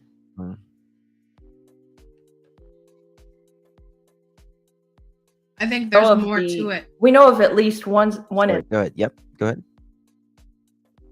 I think there's more to it, just like you said. I've been quiet on this speculation, but I honestly think there's more than just DV. But that's my own assumption. Well, I mean, I don't know, but this is what Sweetie Pilo, she's gonna play. I think she's even gonna play her source here in a moment, and it's pretty jaw-dropping. Incident. But honestly, I think there was so many more incidents than that. One or two that he's actually admitted to. Because remember, on Nancy Grace, he definitely tried to minimize it quite a bit. So I got into a conversation yesterday with a very reliable source. Guys, I wish I could tell you who it was. Right here. But they want to remain nameless. So just take this as, allegedly or speculation, whatever you want to file it as. but they're very reliable. What they shared with me was information about Chris Proudfoot and the great lengths that his family would go to cover up for him. So pretty much the conversation we were having, I was like, do you think, Here we go. Listen. I mean, we know what, so a 15-year-old, autistic or not, wearing diapers, who is considered very high functioning, are we going to consider that as normal or okay? That doesn't seem right. No, This is a not. kid who, in my opinion, at the bare minimum, he's being physically abused. But I even wonder, and this is what I brought up. I said, do you think he could be so weird as to like SA type abuse? And then I was told, Listen to this. well, Close. somebody, how do I say this? Okay. In the past, let's say, and this is for sure before Chris was of age, so 18 years old. Not only did he SA his own stepsister, but he also did this to his cousin. And his mother, Kathy, covered for him. Bam. Sounds like two different So- cases we know about. Yes. Who does it sound like to you? Summer and Stefan. With Don and Stefan. Yep. Well, Stefan with his stepchild, and Dawn with his stepsisters. Their parents always tried to cover it up. Yes, and especially back then, they would overlook this. You know, a lot of the older people would overlook this because they just didn't want to deal with it. And It was also frowned upon and shoved under the rug. It was taboo to talk about or even look at or acknowledge even being pregnant out of wedlock. absolutely. Which, and that's why sometimes when people say, I can't believe all this is happening and going on, well, it's always been there, except for more people are talking about it and it's at our fingertips now. And it's sad. Yes. I lost what else I was going to say. Christina, thank you so much for being around a lot longer. Love you too, honey. Thank you so much for your support. So, I guess Sweetie, she has a source. She says it's a very credible source about this. Again, I want to emphasize that to our knowledge, there's never been a charge or anything related to Chris. So I just want to Covered it up however she could. And suddenly, it all started to make sense. Though these are women, or not women, these are females that in the past were victimized, is it possible that he didn't have any, I hate to go there, but any preference on this? Is he just an abusive type person? I was deeply troubled finding this out, guys. Very deeply troubled. The thing is this family is truly, in my opinion, a crime family. Like Terry, the stepdad of Chris, he has a history of, and not to say that all drug users are gonna, be shady and do unscrupulous things, because they won't. But Terry Bowersox does have a history with some methamphetamine. So there's that.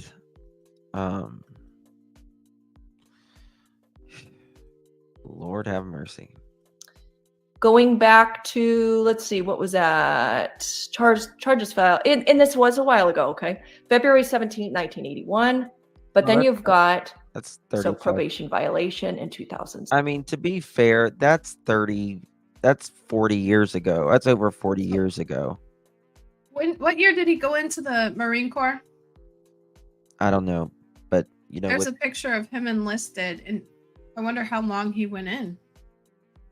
I don't know. But it speaks a lot about the past and the history of the environment. Well, because in my opinion, it could be family members speaking. Also, if he did it as a minor, records could be sealed. Remember, he wanted his case with Nina sealed. That is true. That And then could be true. Yeah. say the generation above us, because he's right around our age, was convicted. If they're grandfathered in, they don't have to register. Wow. I know that personally from a family member.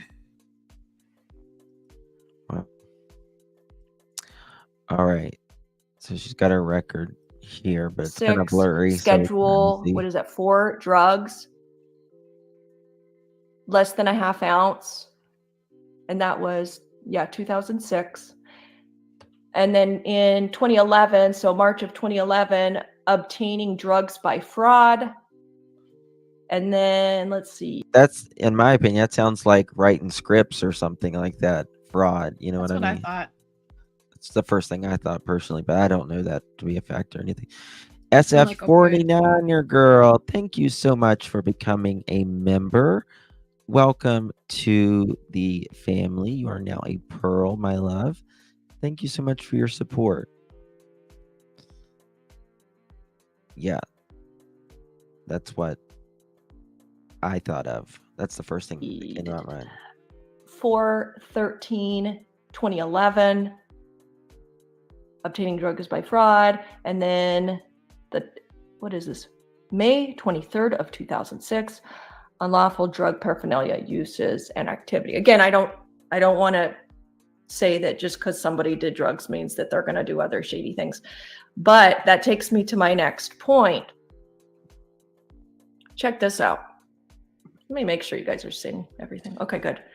Okay.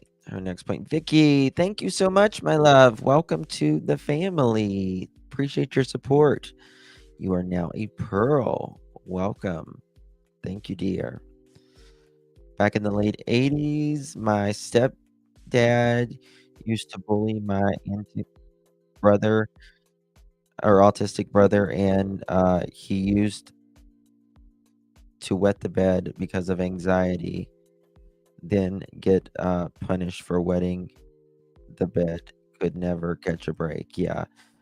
That reminds me of Elijah. He got changed once a day, but when he had an overfilled diaper, he would get that. It was the 3-year-old's fault for having an overfilled diaper. Right.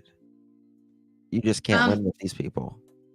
No, my bio dad has stories like that with foster parents as when he was growing up. Wow. Wow. Okay.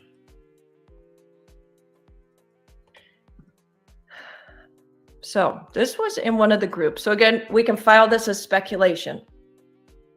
But here's what was said. I probably have the missing piece to the puzzle. On the 26th, around 5:45 in the morning, so this would have been Monday morning, 5:45 in the morning, there was a SUV parked on the side of the road, right past the country store on New Hope Road. I cannot 100% swear on the Bible, but the SUV looks just like CP, so Chris Proudfoot's mother's SUV. But if it is her vehicle, then the time adds up to when Sebastian's mother was about to drive to the school and look for him. I can almost bet my life that she met her up there and gave him to her. I done some asking around and found the landowner information, and they just happened to have trail cameras, a few of them right in that area. So in the morning, I'm getting the cards and going to see if I'm right. A few people already know, and Sumner County will know if what is on the camera is what I believe it is. CP's mother and stepfather are some evil people, and I believe with everything I love, it's going to turn out to be what I believe it is.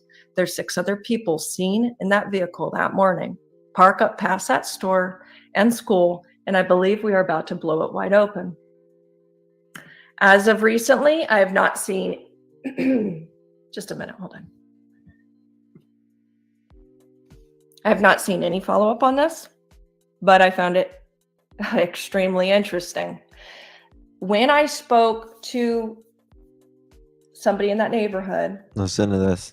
remember, they told me that when she left that, so shortly after she realized he had vanished, she leaves the house and she drives around. They say she came back pretty quick after that. As a matter of fact, hold on, I might have a video. I think I added the video, some audio in here. Let me see if I can find it. Just a minute. Is it here? Just a minute. Let me see if I've got it on my phone more readily available than this. Well, let's listen to this clip. Hold on. So you guys saw on your camera. And right after school on Friday. Okay. On my video, about somewhere around 3. Okay, now this is, I'm guessing, the neighbor. 3 o'clock, get the mail on Friday. Okay. Then they evidently had been out on Saturday because she comes home, she pulls up, he jumps out of the car and he gets the mail, and while she's pulling into the garage, he's skipping and he looks happy and he's running up to the front door, but then he doesn't go in the front door and he skips back down the sidewalk and into the garage. But Right, really right there. I did not Right there. Did you catch that? What's that? No, I was typing Did you catch something. that? What is it? Let me go back here. Like, what did I say the other night about? What? What did I say about the other night? They do not seem like front door people. Yes. Yes. Listen, this part caught my attention. Okay. He's skipping and he looks happy and he's running up to the front door, but then he doesn't go in the front door and he skips back down the sidewalk and into the garage, but looks really happy.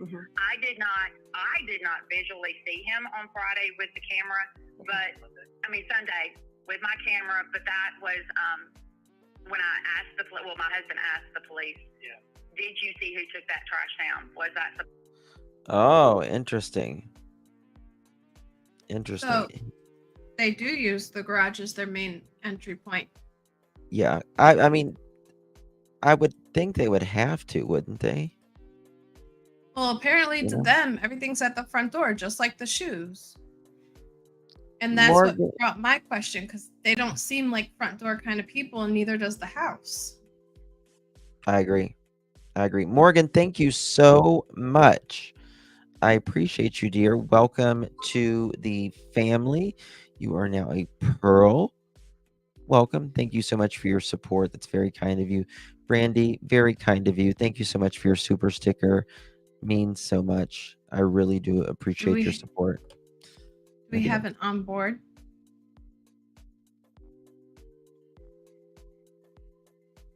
Oh. Pearl Barty. That's hard to say from my lip. Yeah, Pearl boarding.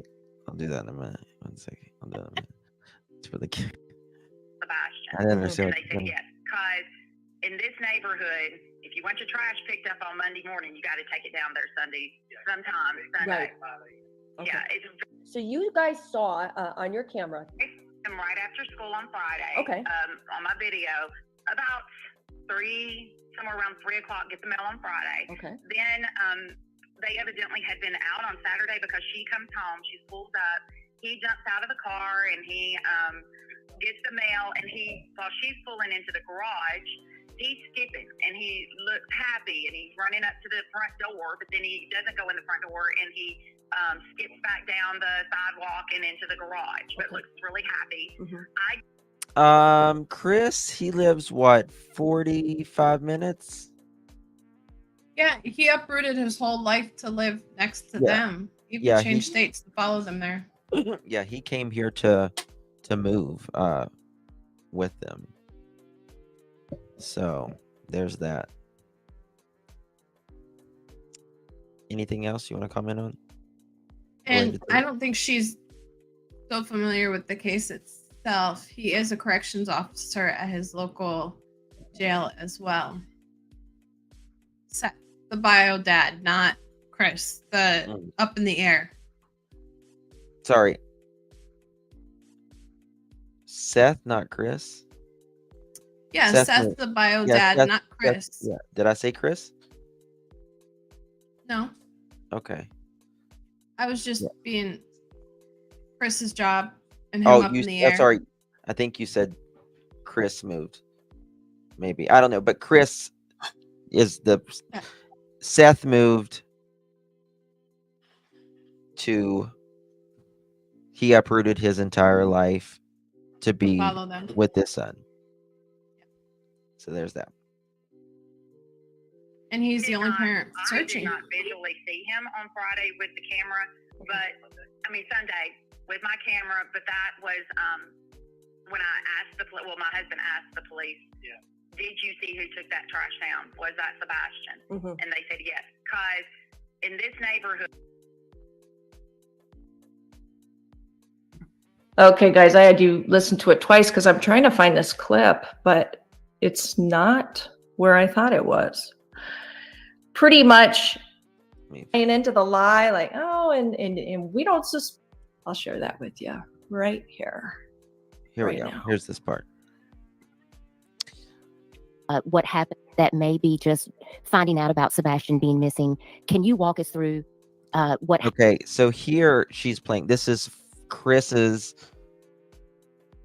first This is one of Chris's first and Katie's first interviews, and this was on Duchess, but Sweetie is playing it here. And listen to this.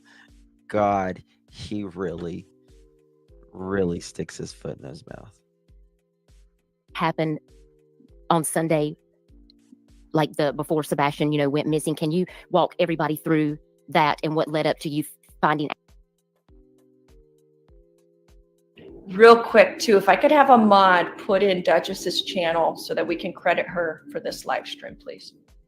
For this clip, I mean. Okay, we'll go ahead. Out that Sebastian was missing. Yeah. This is Katie. Sunday morning. I'll just start with the morning. Okay, this is Katie talking now about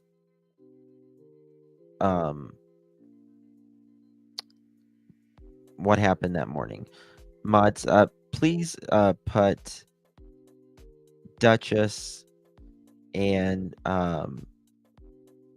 Sweetie Pilo's link in the chat as well. It'll also be in the description. Thank you so much, my dear. Appreciate it. Listen to this. Sunday morning we got up and I made a fun breakfast for us. Spaghetti pancakes. Fun fact. Google it, y'all. We FaceTime family while we were eating so he could brag because that's something he likes to do. And we were laughing and joking on FaceTime and having a good time with that. After breakfast, we got a call to go pick up our niece and go take her to meet up. So we did that. We went and picked her up and we met her mom at BJ's. And we were there with family members. We come home and put our groceries away. And then a little bit later, we went to the bowling alley, a local bowling alley here, and we played games. And then and this is just Bubba and I, and we went to dinner, just the two of us, and then come home. He took the trash out because that's his chore. And he come in and he was playing in his room until bedtime. And at bedtime, I told him, I said, hey, Bubba, it's time to go to bed. And he goes, okay, good night, Mama, I love you. And then he said goodnight to his puppies. And he went to bed. Okay, and walk me through. Hang on, I want to interrupt real quick. So what she talks about there with the whole goodnight routine. First of all, I have a 15-year-old son. No, he is not autistic. But in my experience, he is the type that loves to stay up late And when I go in and I say, okay, good night, Malik, I love you. Like, it's like, okay, see ya, Mom. And then he, Yeah. What 15-year-old goes to bed as soon as you say, go to bed? Because mine don't. Mine don't. Mine don't. Still trying to he's still sneak going to everything. be gaming or Yeah. doing whatever it is he wants to do for the next couple Right. hours. I mean, he's a straight A student. I trust him like beyond words because he's just that good. So it's automatically kind of hard for me to imagine that she just says, hey, it's time for bed, and he just goes to bed. Number one, that's hard for me to picture. But then the whole, okay, good night, Mom, good night, puppies, like it's incredibly rehearsed. Yes, Christina. Yeah. Extremely rehearsed. Okay, let's continue listening. It just made me think of that. That's true, Nick. What happened? You said that you That were is on a phone call. You very were on the true. couch and then you went to bed at midnight. Walk me through What is it? exactly. That Nick? autistic children are very ritualistic. They like structure. So Yeah. to a certain extent, it could be believable. But when they hear a thud an hour later, there's no way he went straight to bed. Exactly. Because the days that I don't go by my structure with my twins who are on the spectrum, it's meltdown city. And you've heard that before on the phone. Yeah, I mean, that's just kids, right? You know? What transpired during that time before you went to bed at midnight for you? So, well, my husband, he works out of town a lot. So, we normally sit and talk every evening, and I normally fall asleep on him. And he'll tell me, wake up, you gotta go to bed. And So they just sit on the phone like you're in, when you're first in love with someone or something and you fall asleep. So you just keep the phone open for hours and you just go to sleep, but I thought you were studying for a chapter or something. But guess what? We don't hear studying for a chapter here. Yeah, Not she in this doesn't take interview. Not until Nancy. Bingo. Listen to this. What's this? so, and that was right around midnight. So I got up and I put the puppies up and I went to bed myself at midnight. And I went to sleep, obviously. And then at 6 a.m., I went to wake him up for school. And Now, that's very interesting how she says, I went to sleep, obviously. Well, what else did we think you were doing? Crocheting? I mean, what the hell? Why do you have to tell us you went to sleep? You just said you was falling asleep. So you told me to get up.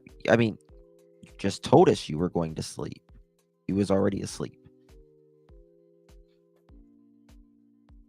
that's when I couldn't find him. And sorry. It's okay. It's okay. Take your time. Take your time. Tell me, did Sebastian take any type of medication before he went to bed, or that would make him sleepy? Or if he did take medication, it was just in the morning, or did he take medication at night before he went to bed? He did take medication nightly and daily. Okay. Just for HIPAA reasons, we will not disclose. I understand. Oh Whoa, God. whoa. Can we get Nick's reaction on this one? Is this a HIPAA violation? It's not a HIPAA violation. I know that. But for HIPAA violations, he can't tell us if he took medicine. He what blames med- everything on HIPAA and TBI. Yeah, it's a crutch. Yes, it does. Crime factor. Crazy. It's just It's crazy. streaming at the bottom, love. What is it? Nicolina was asking for your Cash App. It's crime no, factor. Nick, I'll you're put it in fine. chat. You're fine, honey. No, it's fine. You're good. I promise. I was just trying to think, if there was some. There's that wonderful line for Yeah, HIPAA. And Sweetie, she thinks it's hilarious too, because HIPAA is for the professionals. It's not. Yeah.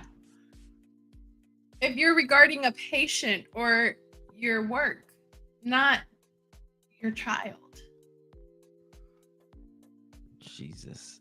HIPAA reasons. We cannot give away that information. Like, it's laughable for HIPAA reasons. Really? Nurse Are you in caregiver. healthcare, Mr. You know, Chris? Like, what? Not everybody has heard that excuse from him. I'm still running into people that have not heard him say that. He comes in like a wrecking ball. That's what he does. Guys, I don't know who's calling right now, but I'm not taking calls at the moment unless it's Nick. HIPAA gate? It's 989.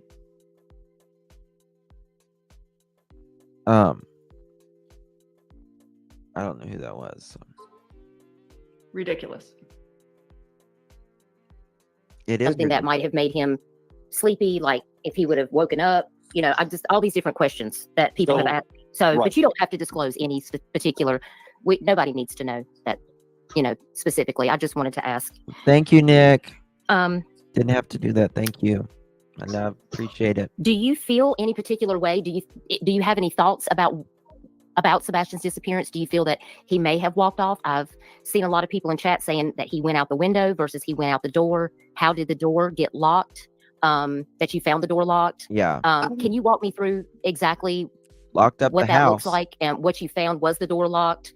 What do you think may have occurred for him walking off versus Well, I'll tell you being this. with someone? Okay. We didn't find any signs of the windows, but and without disclosing the details of my door locks, I will say that understand. Sebastian regularly and consistently went out and locked the door behind himself. So she doesn't want to talk about her door locks that she installs 5 days a week with the van outside. Ugh, this woman, telling you, it's like, what the thud, man. Coming from an installation tech.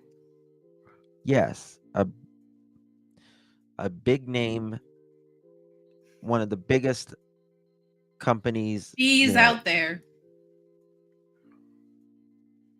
Yeah, she doesn't want to talk about. Might be a HIPAA violation to tell what kind of locks she has. You know. Okay.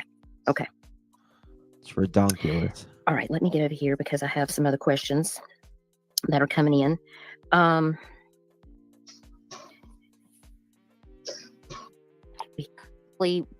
What that looks like and what you found, was the door locked? What do you think may have occurred?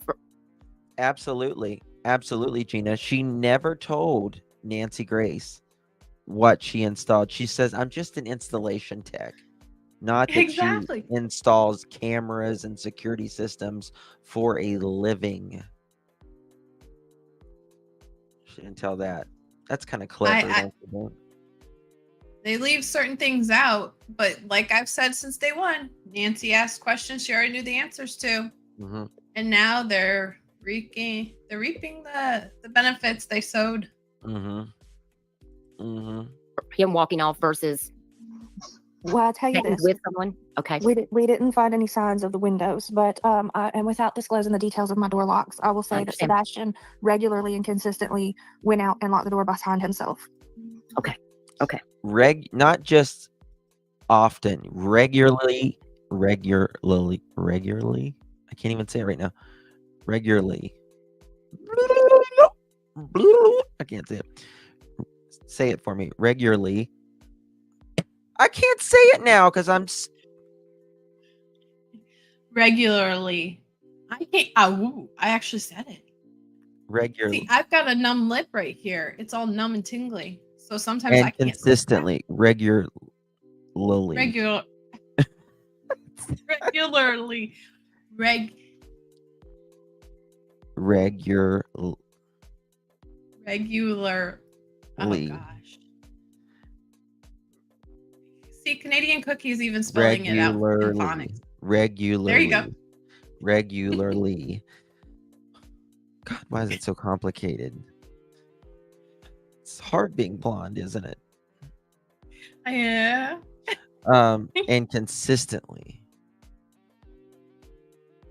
I don't know why I couldn't say that. I don't know, probably because there's 3,000 people in here. That's about it.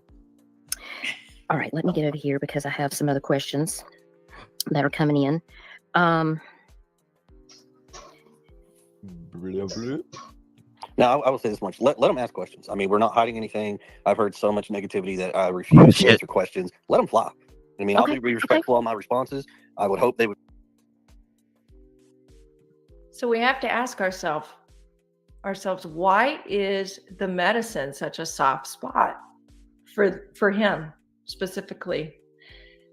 Was it possibly because, could they have been like overdosing him, or not to jump to conclusions here, but I can see that maybe medicating him could be a helpful way to deal with maybe some of the.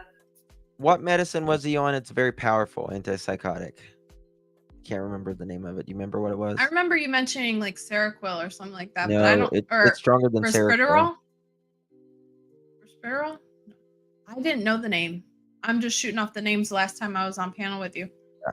Risperidol. Yeah, that's what it is. But it depends on the dosage. Yeah,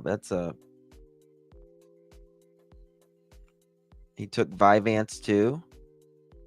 So they give him something to knock him out at night and Vyvanse of the day. See, Risperidol depends. Yes. Yeah, if there's any motion in your house, it senses it, your door, your windows. Oh, that's true. They do have motion detectors too. It's bringing me all back to my old ADT days. Yes. Yeah.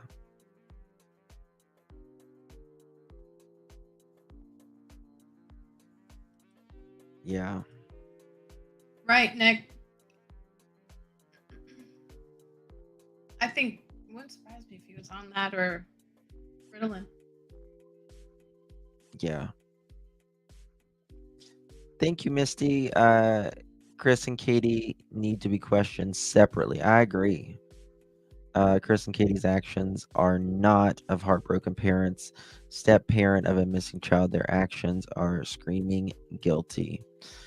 It's screaming something. It's screaming you're not looking for your kid and you wonder why. And it's screaming you're allegedly taking down flyers and you wonder why as well.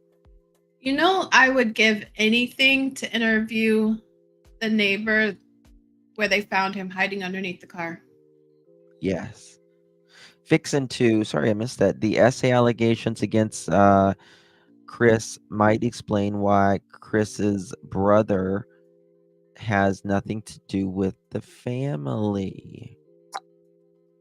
Oh, never thought of that. The junior, Bower Sox Jr. 1111, thank you so much. Generally, autistic children do not sleep as much as most children, even needing only 4 hours of sleep in some cases. Yes. High energy. They Mine got- are polar opposites. One can sleep, and 2-3 hours he's good, and I'm like, can I just have a nap? That's a lot. Yeah.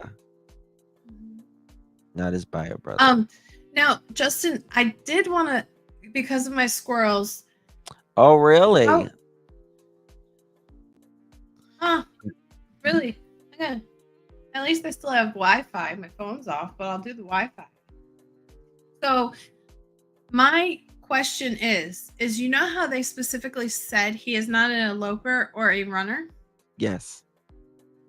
How can you verify that when there's been fact of on the dispatch that whenever he would get in trouble, he would run to the high school?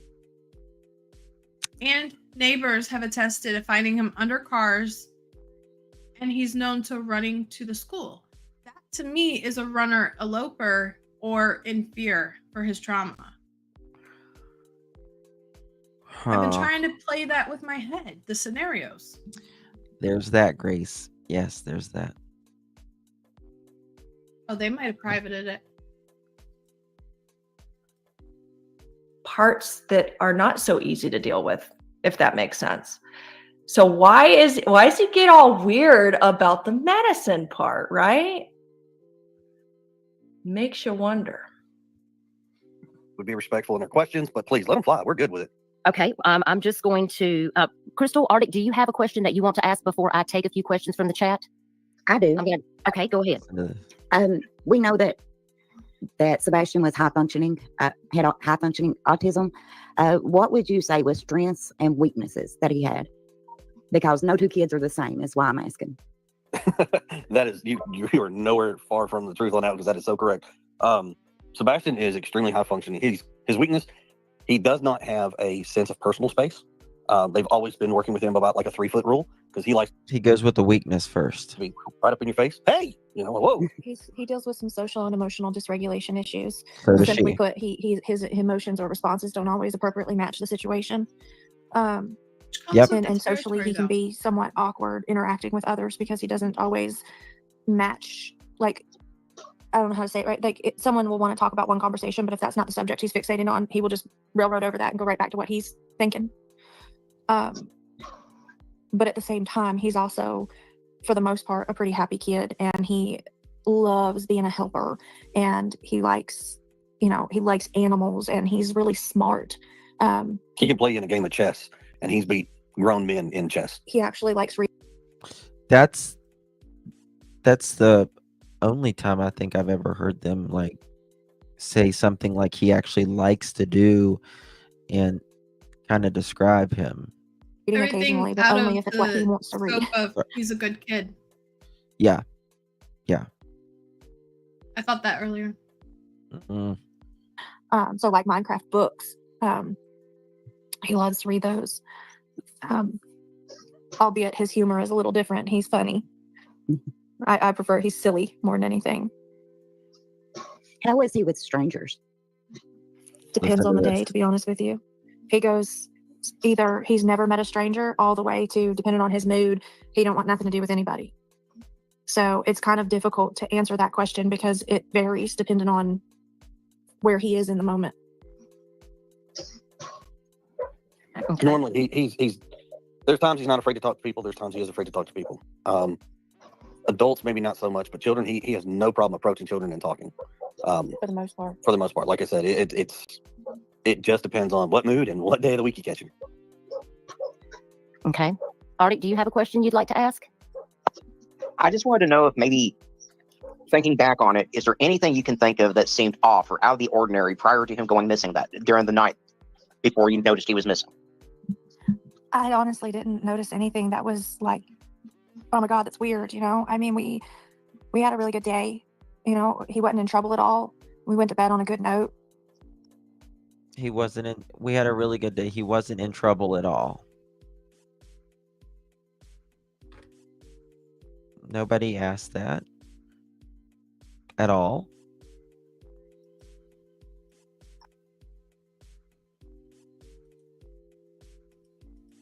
And I don't know if maybe he just wasn't saying something, but nothing. And I've gone over this so many times. I'm ill, but I didn't see or notice anything that was like red flag, Okay. He didn't have any meltdowns or anything like that seemed off. No, he was actually really well behaved that day. He was even killed for the most part all day. Can I ask the question? Sure. Was that unusual for him to be well behaved all day? Not necessarily. And Sebastian goes through phases. he's got streaks where he's great, and then it's like he Goes through remission. like he'll screw up and he'll get in trouble, and then he'll be good again, and he'll screw up. I mean, he's like a typical kid, Screws up. In a sense, but he just has autism, and I mean, How about he's just being a kid? They blame his autism on everything. Yeah.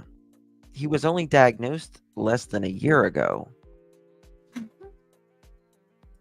The word actually, yeah.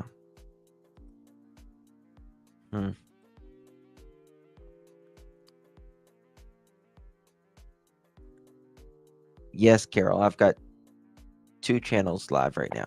It's hit or miss. But like he'll be doing really, really great for a few weeks, and then all of a sudden it's like he'll flip a switch. Sorry, and and then we're working on going to the bathroom, and we're working on manners, and we're working on attitude, and then we'll go through that phase. Going to the We'll go bathroom. through and he'll flip the switch again, and he's doing really great. He just goes through. I understand that it's like, completely. Trust me. Who was flipping the switch? I think it's Chris and Katie flipping the switch. Now, That's what I think. granted, it could be OCD with switches on and off, but I think their temper. He would go into remission. It's an interesting word, the way he used that, isn't it? Very Almost as an addiction or cancer remission. Huh. It's not good when you use words like that, because then you get us both Can going. you guys imagine how much it killed Sebastian's Yeah. spirit to be 14, 15 years old, getting spanked with a belt? Exactly. Think about that for a moment. Exactly. He's, kind of easing into adulthood here. And Mr. Big feels the need to spank him, outside of his clothes on the buttocks. That's such a weird way he used like, that too. Well, how would you like? I swatted him one time on his buttocks. That whole part of that interview has cringed me out, and you've known that. I just have never said it verbally, publicly. Weird. It's weird. The way he states it. Hold on. What is this? Police scanners in Henderson are locked down and large police presence per Facebook. Prophets have locked down their Facebook accounts. I'll take a look. We'll take a look, yeah. Please hold. It could be a troll. I'm not saying you're a troll. I'm just saying it could be. Sometimes they come in and That, Chris, if we did that to you, how would it make you feel? It's unacceptable. And yeah, for him to be wearing pull-ups at 15, that says everything, guys. It's one abuse. Yeah, he made the whip sound. He did. He made the whip sound. Freakazoid. Whack. Got him. To me, says it was a mark that the teacher seen from him from CPS. I don't know, but I do believe Sebastian opened up and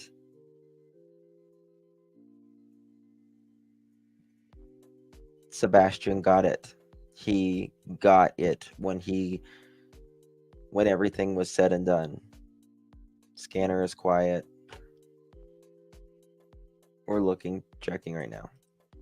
Or the other, or both, if you ask me. I'm not a professional, but that's what it sounds like to me. What does it sound like to you guys? We'll carry on. progress, backpedal, but Now, when I saw on social media, some people were. Yeah, he said the word pervy. We're not pervy to that, is what he said. Instead of privy. Talking about Seth had spoken on, I guess it was, maybe it was the Pascal show that he recently spoke on. And he was talking about how at the end of the school year, Sebastian was supposed to come and live with him. And it's interesting how it sounds like they wanted him out. And a few months before school, he ends up missing. can you tell us anything about that? Is there anything specific to know about that? I think a lot of people have been, have Find anything? No. Okay. been saying some very interesting things. According to some posts that I saw, apparently it's because Chris, you are that he's scared of you, that he's scared of you, and that you're bullying him at home. And I don't like to ask. He chuckles. He chuckles as Duchess says, he's scared of you. He goes, ha, ha, ha, ha, ha. Really? Is that funny? No, that's not funny. How sad that a kid would fear his stepdad that much. The one that his mom chose to marry, that Wow. he would absolutely fear him. I think that's very sad. And I think if CPS, well, they did come the end of January of this year. God only knows. God only knows what took place in that house. God only knows. So yeah, that's a troll. It's going to all of the Hold on. channels. What is it? Yeah, it's a troll. It's channel hopping with the same comment. Gotcha. Because I just want you It's to amazing. It's amazing. People just go hop channel to channel just to do that stuff. Shame. talk to us about why people are saying this and why people are also putting online that you have domestic violence charges. And I just wanted you to talk to us about that. If you, whatever you feel like you can tell us, so we can try to reel that in. No, I'm okay to address every bit of this. Okay. So you mentioned Sebastian's afraid of me. Well, that is a loaded question because somebody who has released some information out there from another show, who I won't put his name out there, allowed somebody to say something. Now, mind you, when you have a teenage child or teenage children, all parents know this, your children are not going to like you because you're not there to be their best friend. You're there to be a parent. And as parents, you have rules they have to follow. If they don't, there's consequences. Sebastian will say one day he's upset and mad at me for something, and 20 minutes later will run up to me, throw his arms around me, cry and say, "I'm sorry and I love you."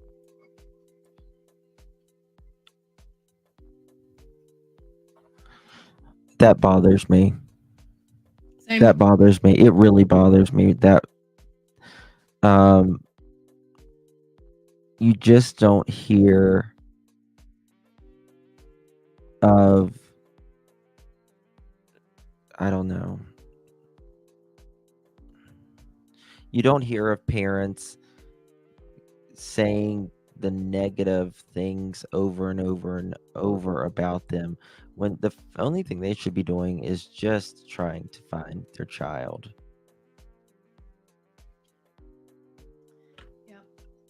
And they're doing the exact opposite. They ain't doing nothing other than trying to defend themselves. Is all their thing they're So, doing. you know, when you get in trouble, of course you don't like your parents. You know, he said the exact same things about his father, but that's when you set him down and say, "Look, bud, parents are parents, and we're going to have to do what we have to do. And unfortunately, you're not going to like it, but down the road, when you get older and if you decide to have children, someday you're going to look back and say, man, they were right." So, I mean, people have their opinions, they have their thoughts and their assumptions, and that's fine. I have never once stopped a person from having them. That's why we are people. That's how we are. But knowing Can't wait till they get to the lie detector test up the here. facts Oh, it's so are one thing, and then assumptions behind what you want to put out there is something totally different. Right. You know, you addressed domestic violence. Okay. There are some folks out there who've decided to go online and go pull some public records, which perfectly okay with. Domestic violence, if I had domestic violence in my background, I wouldn't have certain credentials that I have because you're not legally allowed to. Domestic violence, no. I've had a temporary protective order and I had a no contact order placed against me in New Mexico with my ex-wife. Now, mind you, let me back up and I'll play the whole story for you. Me and my ex-wife, we actually lived here in Tennessee for a little bit. We had a daughter. And at the time, my daughter was only maybe 6 weeks old. An event took place while I was holding my daughter. And when that took place, I filed for an immediate protection order against her. We went to court. The court made their decisions. I gave my daughter back to her mother. And when she received her, she jumped in the truck and flew right back to New Mexico. Got to New Mexico within 2 days of being there. She turned around and filed the exact same thing against me in New Mexico. So everything that people are reading, it's on a court document. But what you don't read is the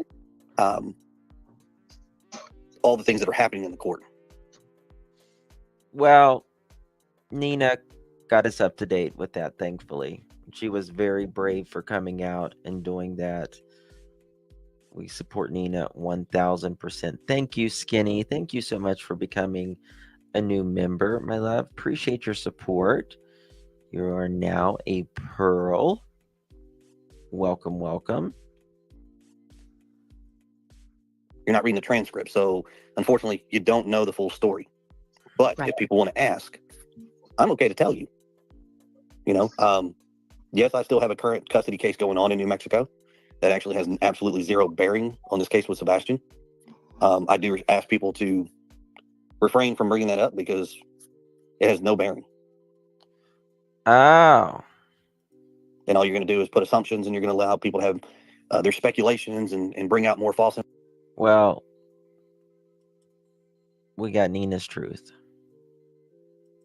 So Information, and what people don't understand is every time somebody puts something out there, or they call into the law enforcement agency and says the stepfather did it, you need to check the stepfather. Well, now you've just pulled a body away from the investigation because they are mandated to deal with that. Right. And I have told everybody from the very beginning. The TBI put a news link out, and in there it does state that all three parents have extremely been cooperative and constantly or continuously working with law enforcement. And there's absolutely nothing to show that we are responsible, foul play, any of that nature. People have asked about interrogations and polygraphs. All this stuff has been done. All of it has been. Wait till we get into this about the polygraph. Yes. Man. Yes. He This really is what I want lies through his teeth, you guys. Oh about the my polygraph. God. Listen to this. Here we go. That was one of the questions that I had up next was, have you both taken a polygraph test? Listen to this. The results are passed. Boom. Chris, can I ask something? Because I know that people's. What'd I tell you? Chris said, can you tell us about the polygraph? The results are passed.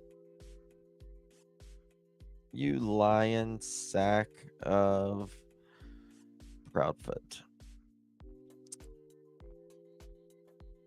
Passed. That's all he said. Passed. So easily. Yes. Yes, Alafade. Exactly. The results are passed.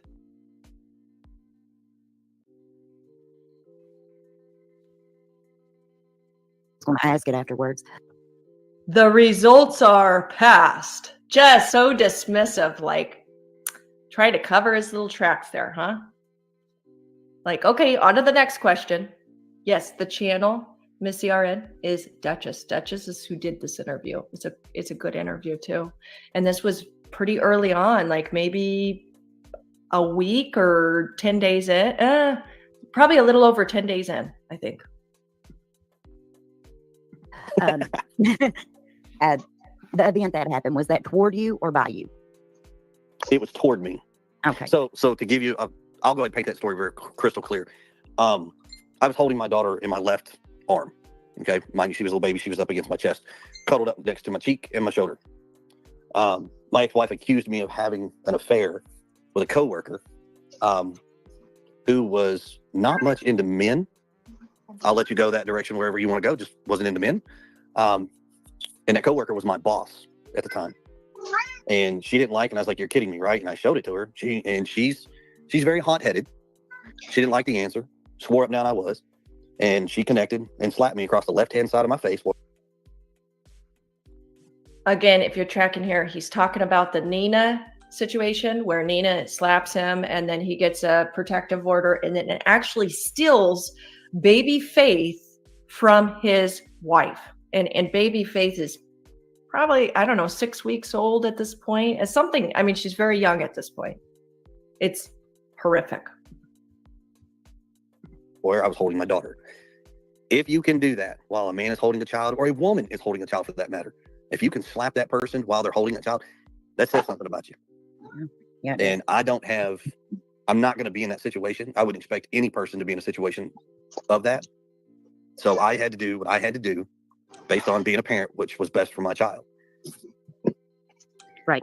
I just knew that in the future that people would be online saying there was an incident and nobody asked what the incident was. You said the results. I'm sure they're the going results to spin it. yeah.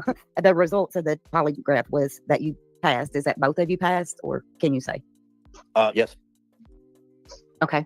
Boom. I think that was my question. Looky there. Can you say that both of you passed? Yes.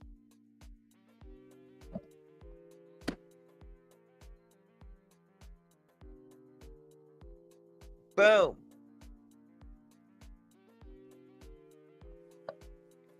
Shall we play that again?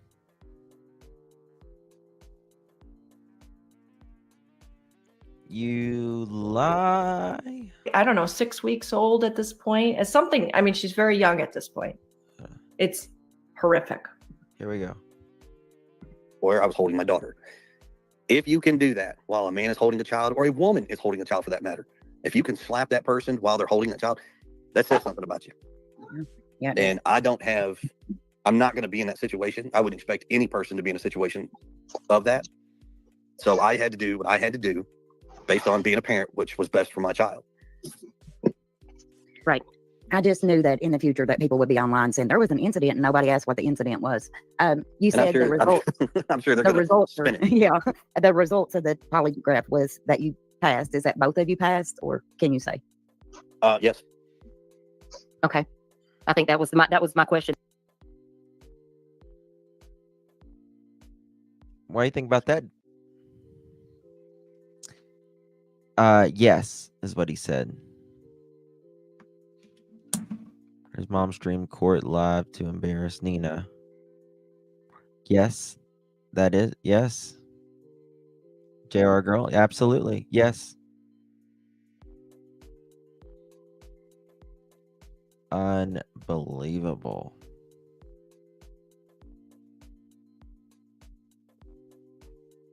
Just wow. Oh, hold on. Oh, I'm not a mod over there. I got it. I took care of it. I got it. I just got something and Is it what you just sent me?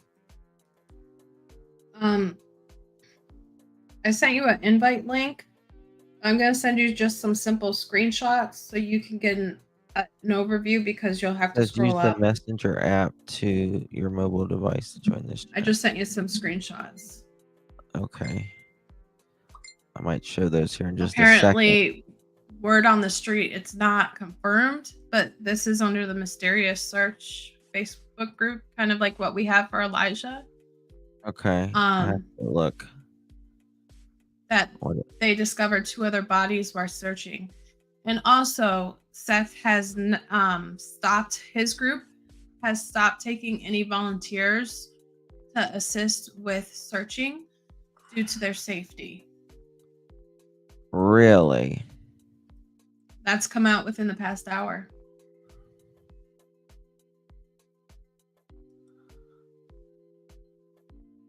Damn.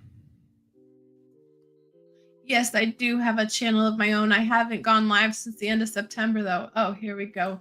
Yeah. Stop it.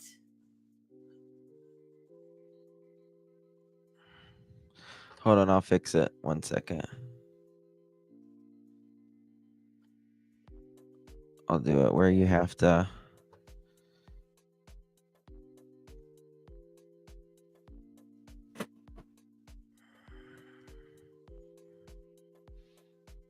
Subscriber for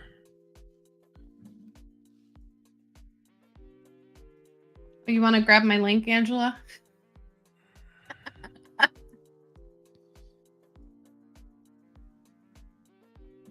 Here's me. 30 minutes. You did. There we go. I put it on. You have to be a subscriber for 30 minutes. So apparently they found 2 bodies on the search as well. Right. That's allegedly. Allegedly. Not confirmation. But I'll be keeping a close eye on that. Repeat about no more volunteers. Someone wants to know. It's also in the chat in the group. The mysterious. He is not found. Would have known that. They found Seth and Brandon have paused getting extra volunteers or any new volunteers because of safety factor. Yeah, I would have known if Dylan was found. Yeah. Yes, Nate Eaton live. Hold on, I'll check. If Is if he? it's a I troll, I'm got gonna. him. If It would it's a be troll, I'm Idaho blocking 4. you. I'll look right now. He's not live. No, he's not. Block them.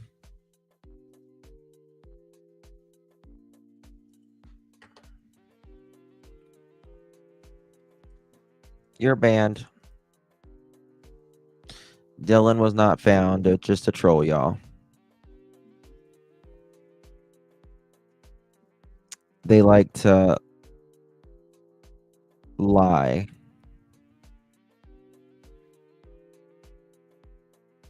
I think No. so too, Rebecca. I have a good idea as well. What is it? I have Oh. food. Fuzzy homes locally for Seth. Mhm.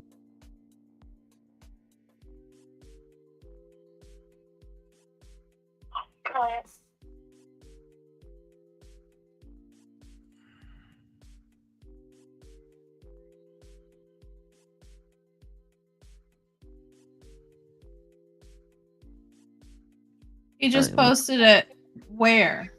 he didn't post it. I I don't- just checked. No, on Liar, Twitter? liar, pants on fire. There's That a was good big timing. fat whopper for Yeah, I everybody. know. Do I have to roll that back a little? He's such a liar. And that was up. Since I see a couple people asking that specifically, did you take a polygraph test specifically? Chloe and Mo wanted to know specifically. It's Could you true. elaborate? Did you take one and also pass? I don't see it on. Did he put it on Twitter?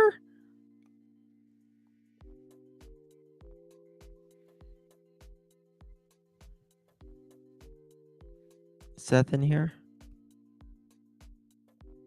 I'm checking Twitter right now. My phone's off, otherwise everybody would be calling me. I don't see it on YouTube.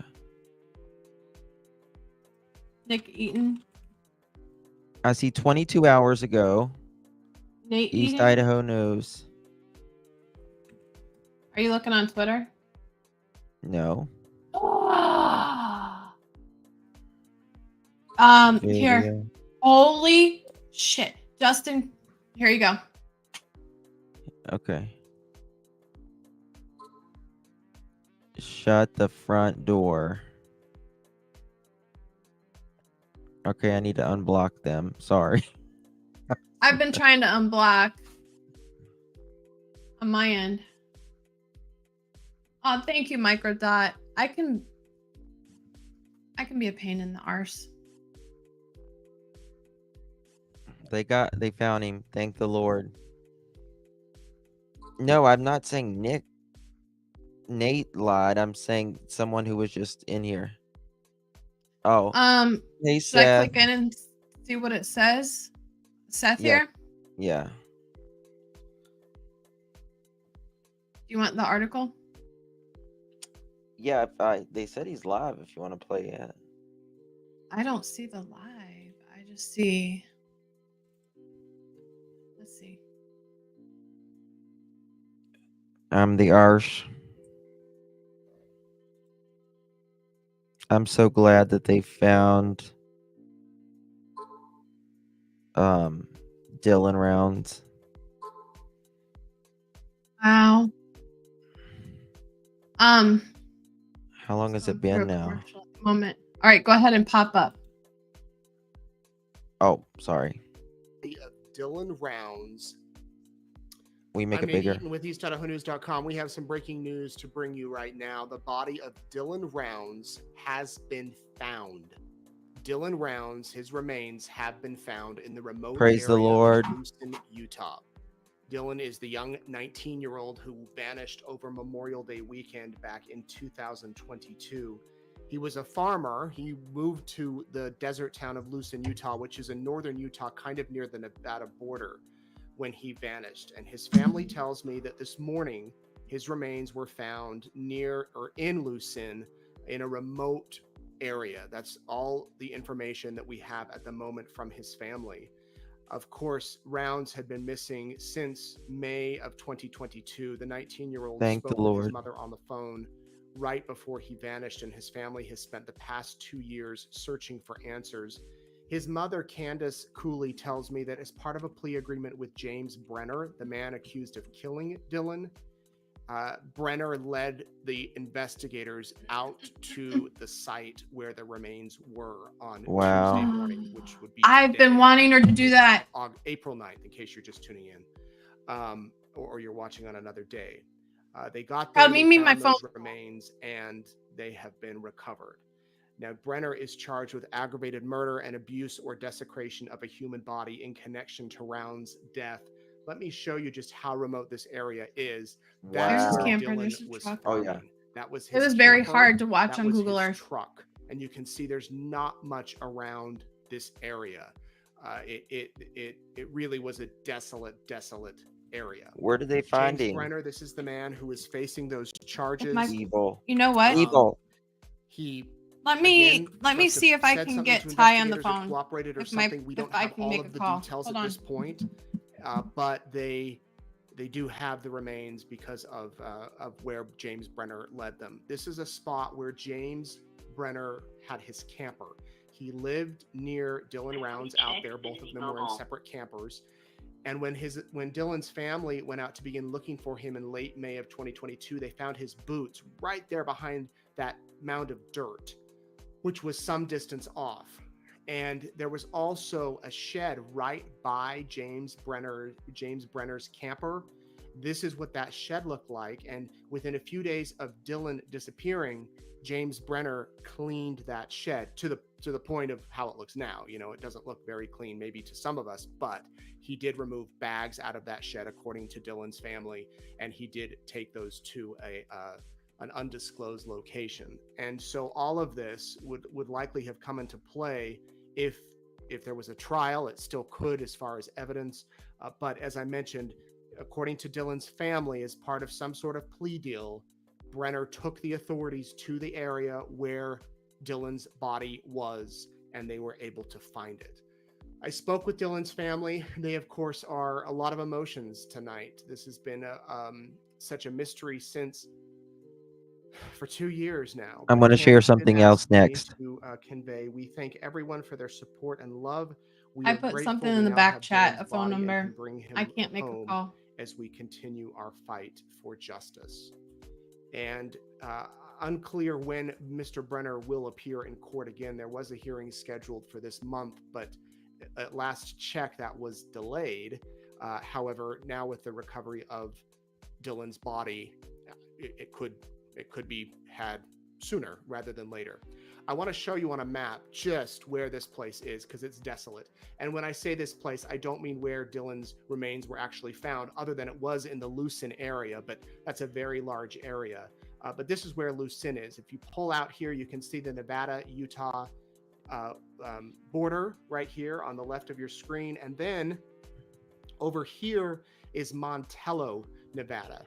Dylan went back and forth between Montello and Lucin quite a bit. This was another, if you want to say big town, it's not real big, but the closest nearest town to where Lucin is. So he went back and forth between these two places. And in the early stages of the investigation, there was a lot of focus on Montello, and then it seemed to shift into Lucin.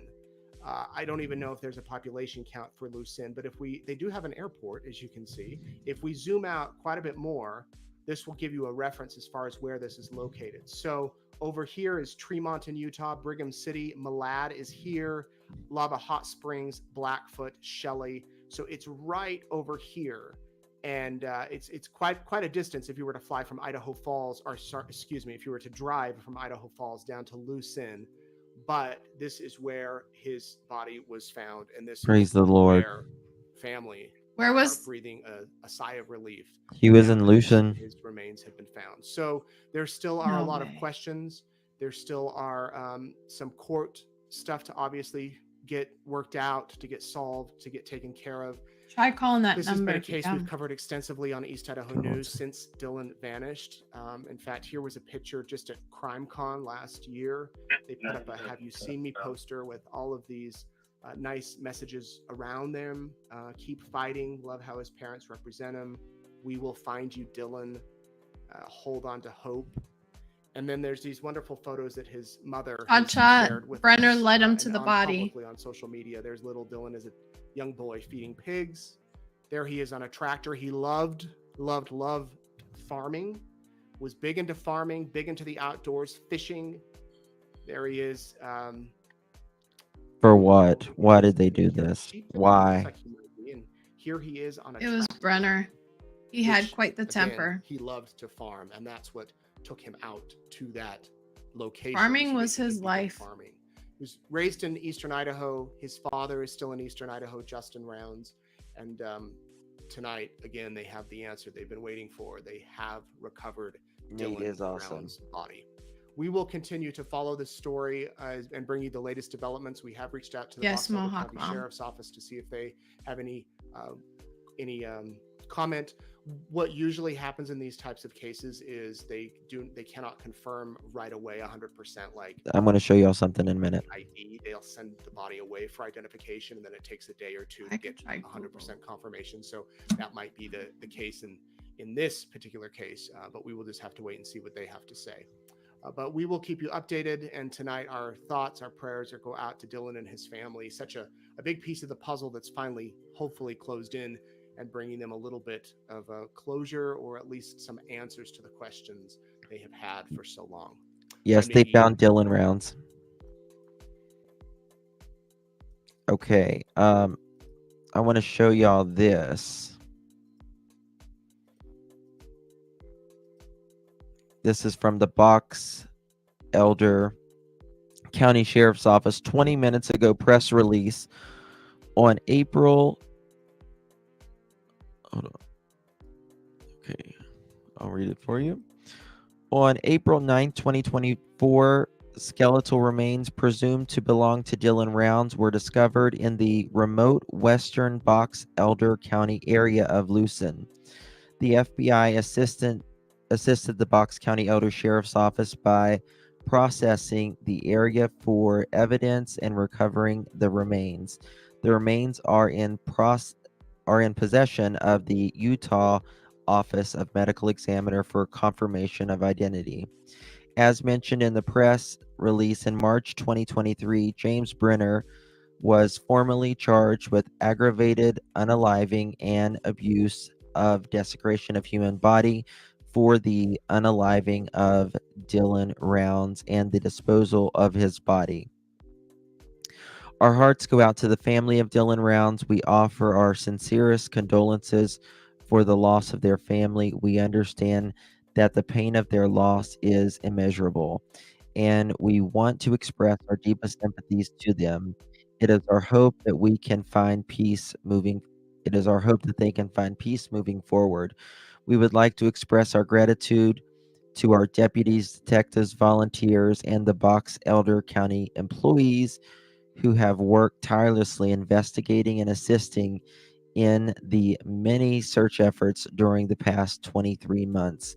We highly appreciate the diligent efforts of unwavering dedication and commitment, and we extend our genuine thanks to them for their hard work. We are grateful to everyone who assisted and supported the investigation and our search efforts on this exponentially challenging case.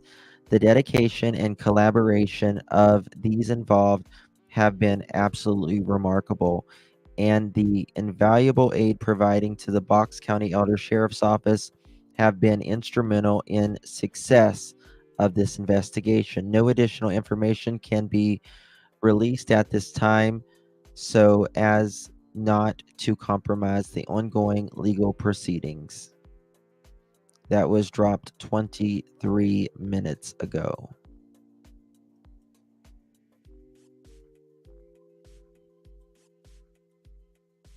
So there's that.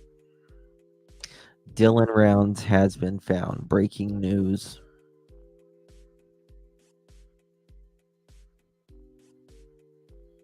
Now we have to find Sebastian, Summer, Oh my goodness. Michael Vaughn. I didn't even see your comment on that. What's that? What are you playing? Oh, that's not supposed to be. Okay. Wasn't sure what that was. His mother can rest. Man. I don't know if Seth is still here or not. Seth, we are praying for you, brother.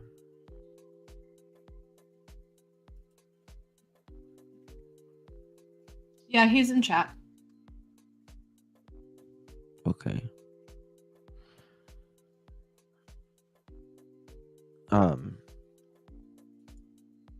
Okay, let's go back to this. Yeah, he's in Justin for All.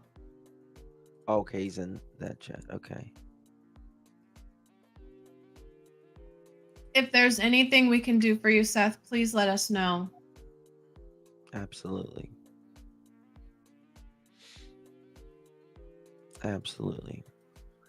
I've got a question, and a lot of people have been asking, Chris, is there any reason why you don't want Sebastian around your daughter? So I'm going to make this real crystal clear for everybody. There's some things that can be spoke of, and there's some things that will not be spoke of.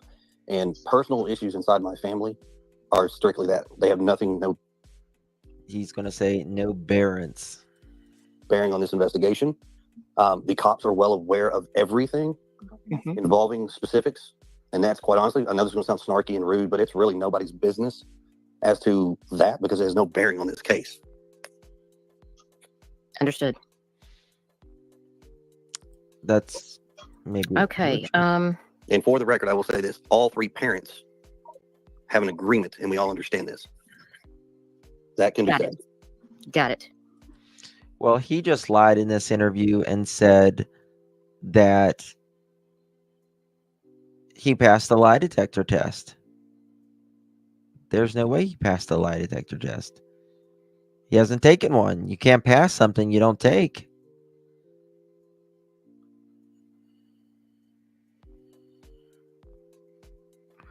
I wonder who or how the glasses were confirmed not to be Sebastian's. I'm sure that they did testing on it, but a visual aid also. Okay. And someone wanted to ask, Angela said, I would like for Chris to clarify what he meant when he said he hasn't seen Sebastian since early February. Now Are you listen able to to this. clarify? And if you're not, just state that.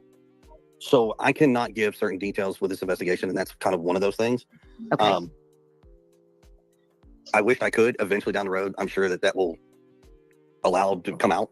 Why can't you tell them whenever you were home before Sebastian went missing? That doesn't make any sense at all. None. None at all. I'm sure it'll come out later on. Well, he's trying to say that TBI won't let him say. There's nothing. Okay. But as it stands right now, the answer that I've given is early February was the last time that I saw Sebastian. And no, I was not home when all of this took place. I actually got back to Nashville. I believe it was later in the afternoon, but I was on the phone with the police for the majority of that day. Later that afternoon, I think he got home at 1 o'clock or something like that, he says. Now, why did it take him so long to get home? You couldn't have stopped me. You couldn't have stopped me. Said he had to wait for.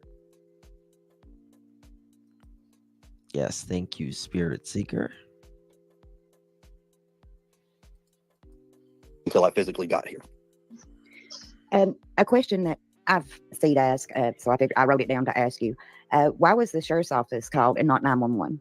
So our house is not designated for city limits.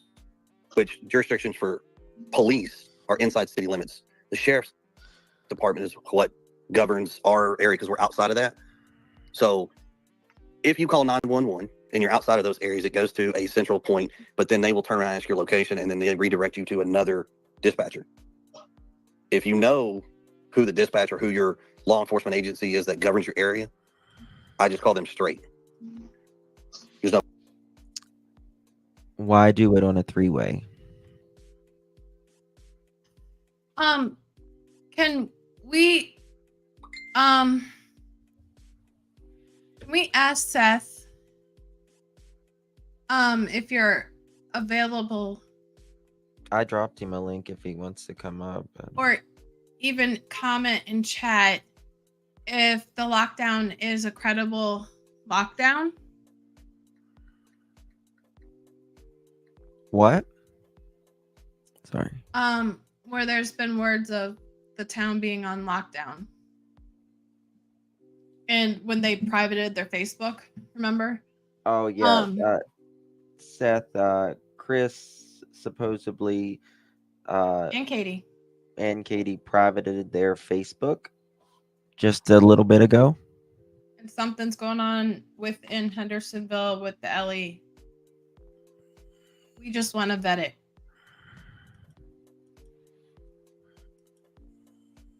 I see you, girl. About 3 hours, I see you. You know, last weekend I butt dialed her on Facebook. Oh, I bet dollar all the time. I doubt he was at work already. Oh, I don't believe he was at work at that time. News Channel 5 has confirmed it's a criminal investigation. What do you mean, Gina? To which case, please? News 5 out of Savannah. We are listening to the scanner and didn't hear anything. I don't think there's Or anything going Nashville, on. I mean. Well, in situations like this, they'll put it on a separate line.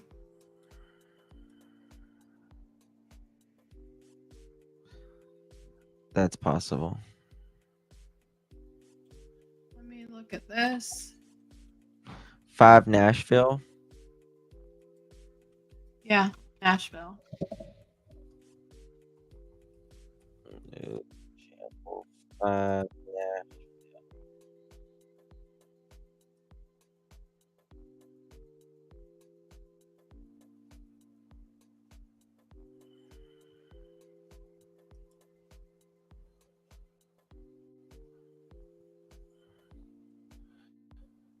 Clarksville double homicide leaves family in grief.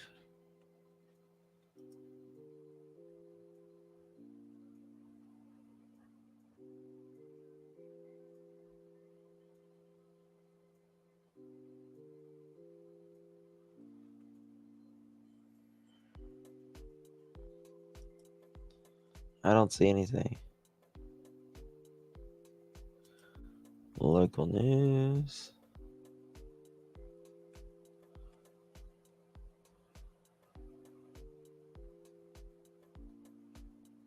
No. Do you see anything? Mm-mm.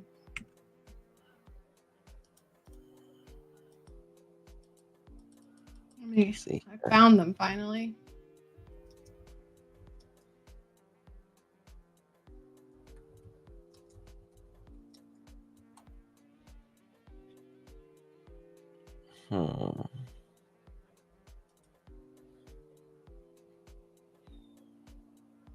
No, they haven't posted anything for like 7 days on Sebastian that I see.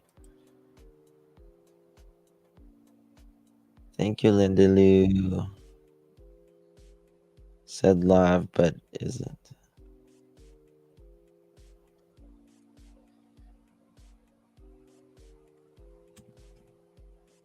Yeah, there's not. There's not. Chris on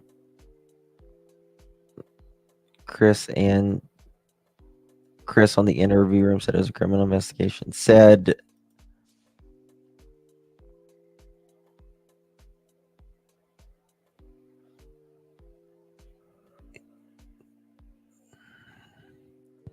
The elevator music is going to be playing. Oh, Ramona, read my post. okay. So I seen somebody. It was on the Find Sebastian groups on Facebook. Okay, there. Nothing. I know nothing yet. Huge police presence in Israel. You see that? Mount police scanner just went silent. Yeah, because I've been on it. Ramona.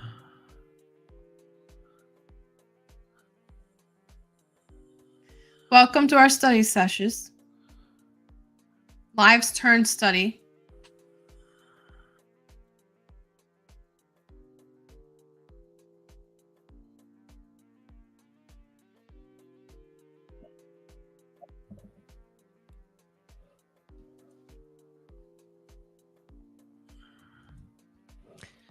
Music City Mom told you she was headed there to see. She said she was 5 to 7 minutes away, been a lot longer. And I don't see her in chat. Hope she's okay. Has anyone seen her back? If we can do anything, Seth, to help her. If there's any way, if there's rumors or anything, if we can help with that, debunk anything, I know how this can go crazy.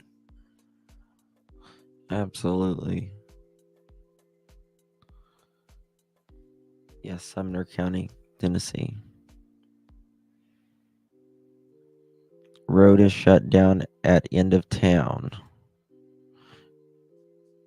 It says Sebastian Now is now Amber Alert. National Amber Alert trending story. Thank you, September. I just saw Music City Mom. What did Music City Mom say?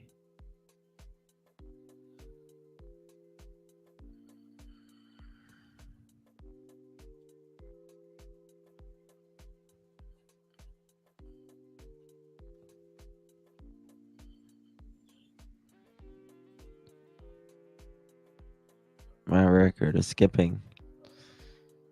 Yeah, he's finally trending. Oh, that's good. I was only sorry I don't have it.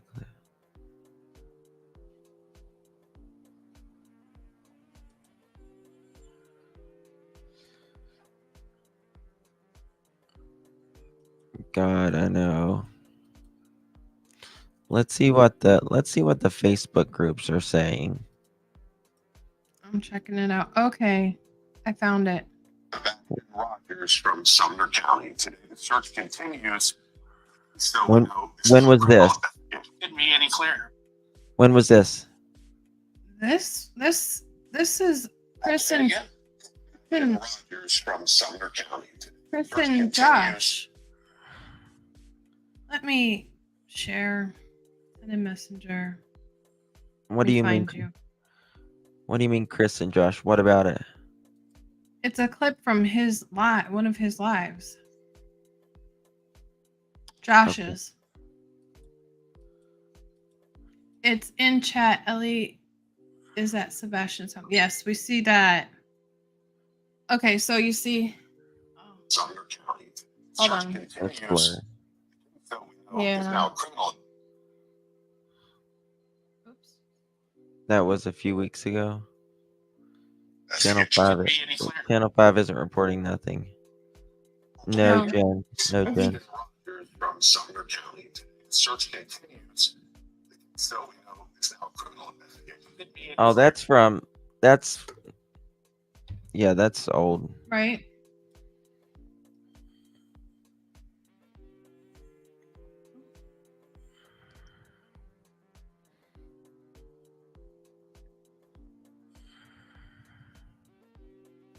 Yes, Dylan Rounds was found. Yes. I don't think there's anything. going on. Actually, I think if you give him a call and just let him know exactly what I wrote, he might be up to talk. Okay, hold on. Here we go. What is this?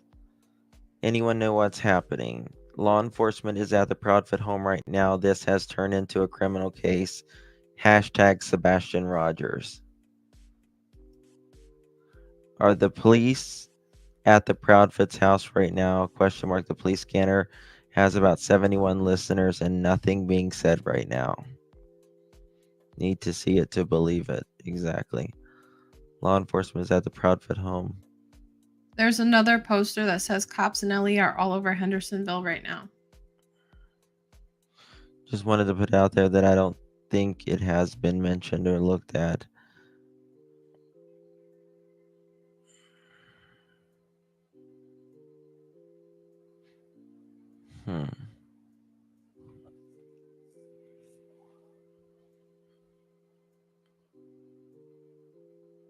Channel 5 stated this is now a criminal investigation. Let me look on Facebook, Channel 5, then.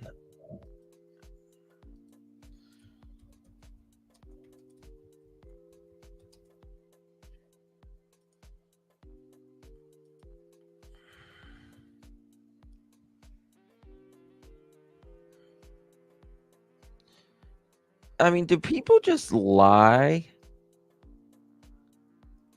What am I mean,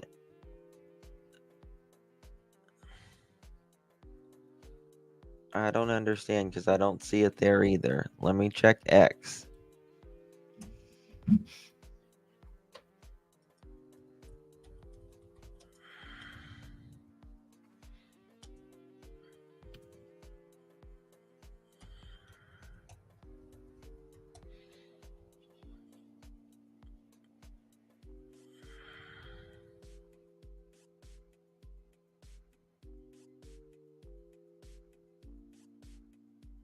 I don't see anything.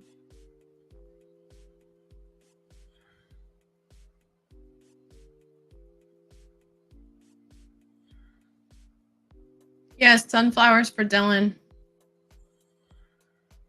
That was his favorite. Hold on a minute. I know what to do.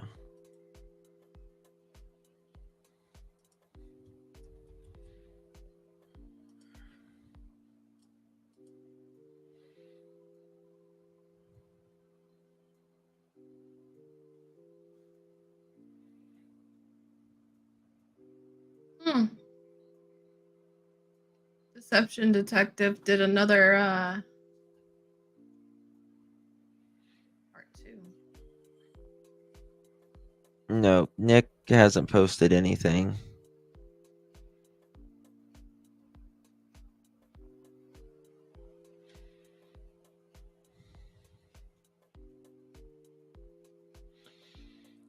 Excuse the language, but somehow I don't think this sign of the times is going to help. Sinless. Yeah, I don't see it.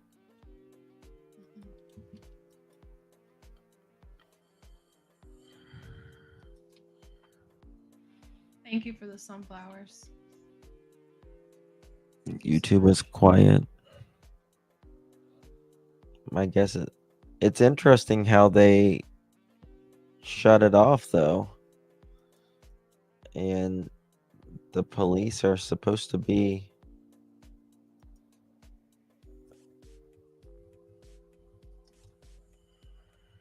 let's see if there's any more groups.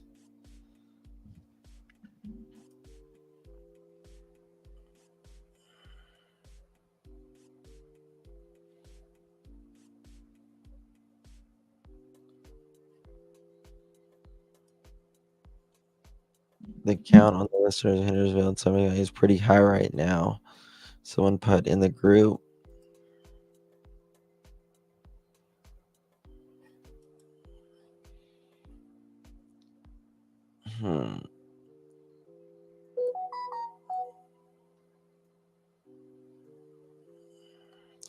YouTubers are reporting on it. Supposedly police at Proudfoot's house right now. Someone's We're trying right. to vet that. We're trying to vet that. So could you please put that? tuck that away for now. See, that's how information gets. So there's audio confirming that Sebastian was hiding under a neighbor's.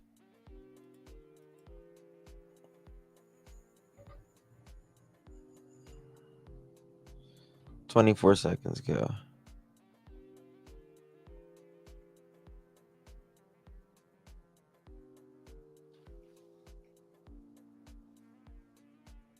Huh. Hold on. Yes, the WSMV Nashville said the LE was there in an update hours ago.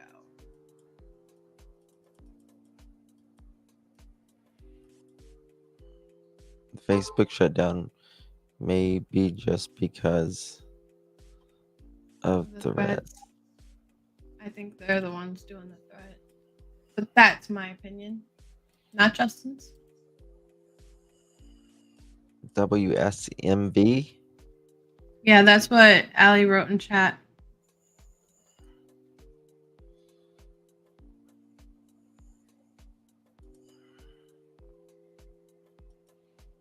Let's see what they got here.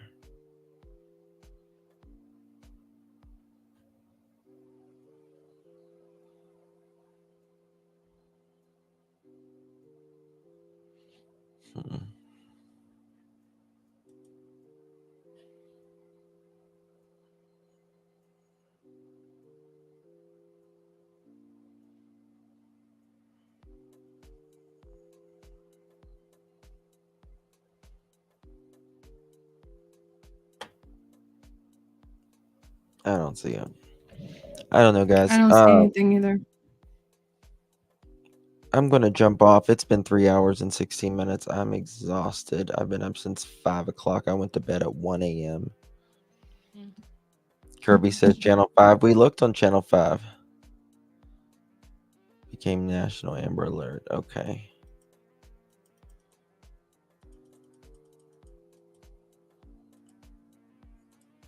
Here, I'll show this real quick. Thank you so much, September.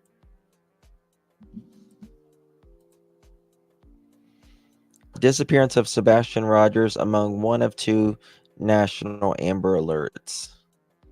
Oh, so it's Sebastian and Elijah. Yeah. Sumner County, Tennessee. The search for 15-year-old Sebastian Wayne Drake Rogers has stretched into more than a month after he disappeared from his home in Hendersonville, Tennessee, with no signs of the missing teen. As the days he's been missing continue to grow, community members have been doing everything they can to keep his name and face into the spotlight, distributing flyers and even conducting their own searches. Most searches have been centered around Middle Tennessee, but Sebastian's disappearance has recently begun to capture the attention of people outside of the state, with the case going to National Amber Alerts that are still active. What? Miss Kirby said she sent you the link.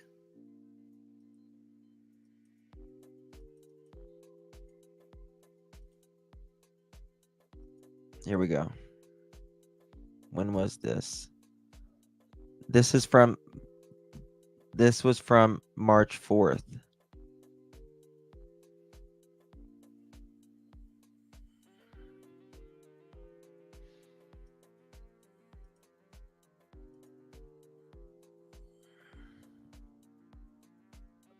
Oh, okay. Got you, Miss Kirby. I got your second email. Gotcha. She said, wait. Hold on, Justin. Hold on. Okay. We're waiting. SU's capping it up too. I'm so tired. I feel stupid. I understand that. This is it? To play the news part? Yes, just right here. WS TV. That's it. This one? Capitol think reporter so. Chris O'Brien. This is a News 2 News alert that chaos in the state capitol this afternoon. The Senate gallery cleared. But that would not be it.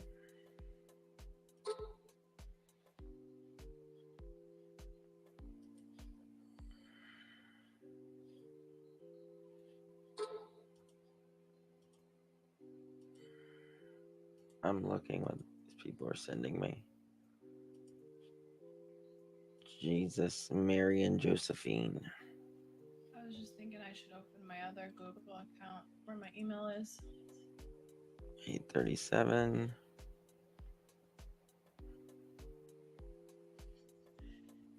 Gatebuster, you. Hey, I'm breaking Justin's gate for y'all. I know Just Dylan. trying to put the gate up.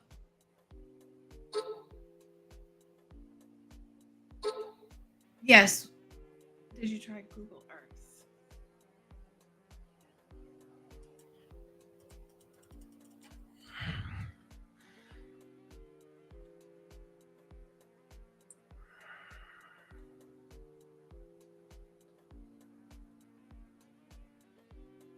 The traffic along the road by the school is slowed and completely stopped one way in front of the fire department by Proudfoot subdivision. Joe Bickers.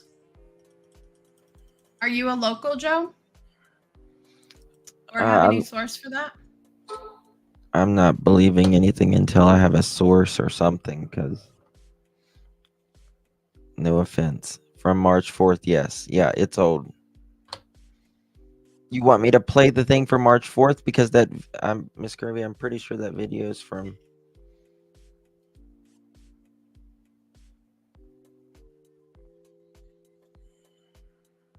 Let me look at this video.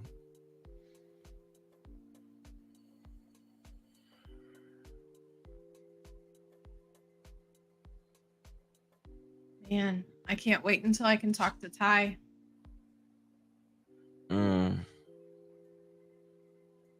He searched every day for him. You meant Dylan.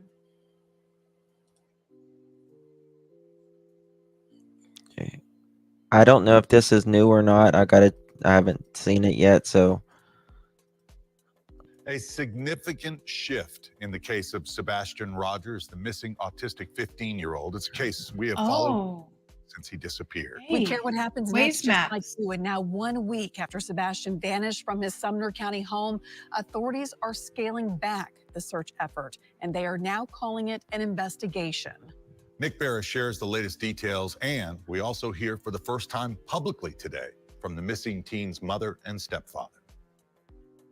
The original thinking was that Sebastian Rogers left home on his own, but the fact that he disappeared without a trace now has authorities looking into the very real possibility of foul play.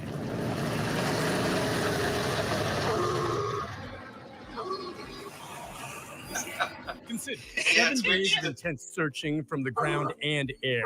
Hundreds of officers and citizens, bloodhounds, and nothing. No security video of the teen, and no trace of Sebastian. We're used to producing, and this is one of those cases that we haven't been able to produce yet. No one is giving up. Sebastian could still be alive somewhere, alone, hurt, lost, or trapped. The search effort will continue, but we're scaling not back seen a little this. bit. What exactly does that mean? Maybe I have. Sources close to the case confirm authorities are now considering Yeah, I've seen foul this. play, This is and old. that this missing teen case could become a criminal investigation. Sebastian's mother and stepfather broke their silence, talking about how he disappeared from their home overnight a week ago Sunday. The two spoke on a YouTube podcast called Missing Tennessee with Duchess. And Yeah, this is when old. I went to wake him up for school, he wasn't This here. is old, but I'll play Between it. the hours of 12 and 6, he has basically vanished. Walked out of the house, the door was locked and gone. He didn't take a phone. None of his shoes are missing. Authorities have named no suspects and say that to date, the parents have fully cooperated with the investigation. Detectives now will re-interview and vet everyone that had contact with Sebastian looking for any inconsistencies. And they are asking the public to provide any Ring camera videos, not This is the one Josh was showing. This is just from Sunday old. night when they believe he disappeared, but of anything suspicious of much earlier. But you know, still, it's a good point. I mean, this is old, but even back then they were saying, yes, guys, I have covered that Dylan Rounds has been found. Thank you. But you know, this is old, but I mean, back then they were saying foul play. In the day. Nick Barris, News Channel 5. We're going to stay on this one. But remember, foul play can be a number of different things, right? Foul play can be mean, you know, someone took him out, and two chatters going there now to look. Yeah, I see that there's neighbors headed there. I'm thinking, what's that map? Well, Missy, hold on, ways- Missy D. I mean, if you can't afford to be here for 2 hours, then bye. There you go.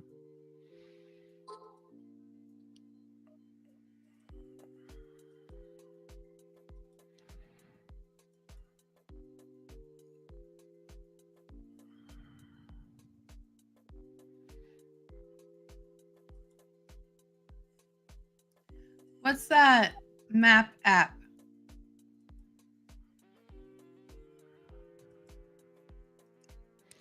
We don't need your opinion on that, so kick rocks.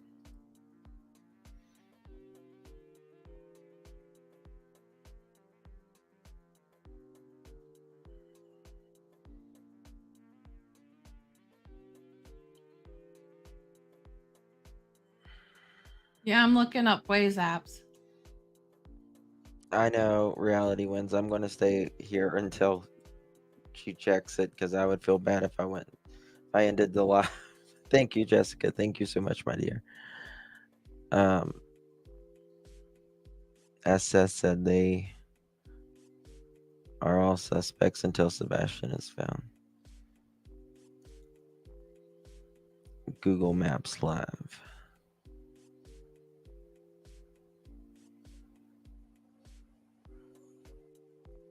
It's all over TikTok right now. The Proudfoot. Let's check it. Let me check. I'm looking, but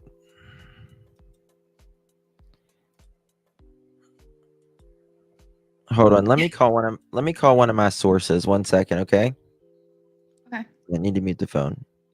Thank you, Jessica. Thank you, my love. I appreciate you.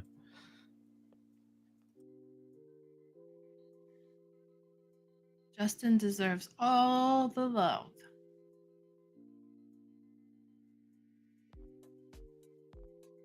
Known him for years. He's an amazing soul.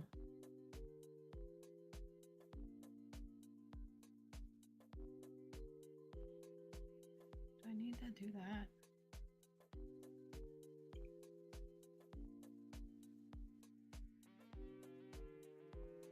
Okay.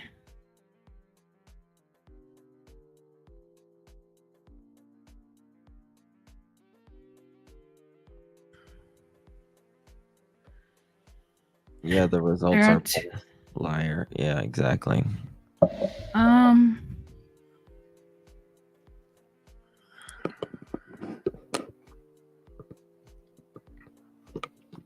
Kathy, we have people going there right now to see. I just messaged one of my sources. Thank you, Ash. Love you too, honey. I'm not leaving right now. I'm waiting for a couple of my sources to get back with me. And then we got someone going there right now.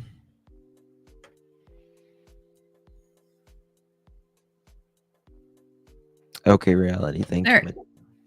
is an orange line on Long Howell Pike, but I don't know what that means on Google Maps.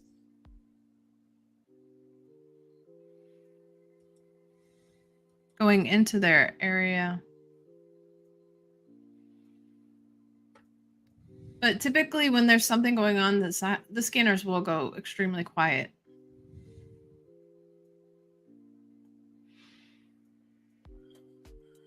What does that mean? Can I click on it?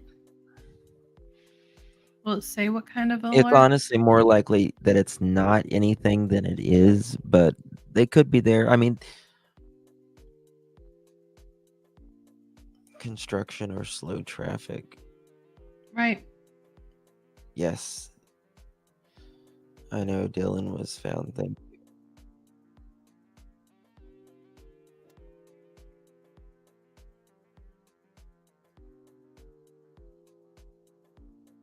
Well, I do know that their Facebook's was private.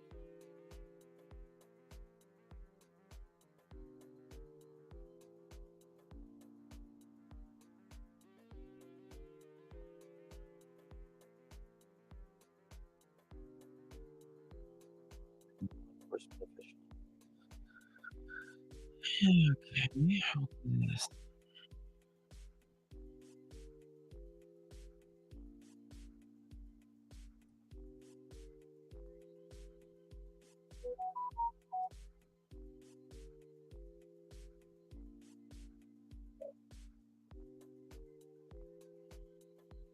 Okay, people are citing us and TikTok. Don't cite us. We're trying to vet it. We're trying to find out. Jesus. Do not cite us.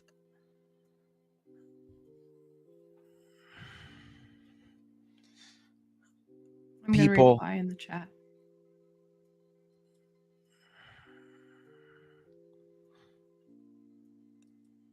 Someone the other day put in another creator's chat or something like that.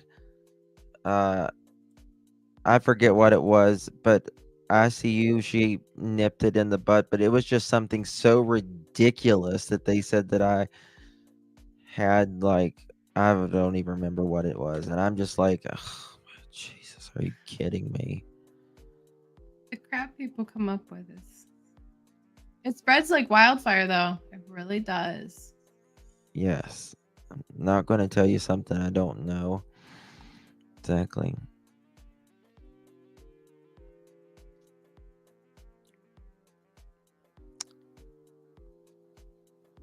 We are trying to find, I mean, that's exactly what we have. Someone going there right now. We have someone, I've contacted two of my sources, but neither one of them has gotten back with me, which is interesting.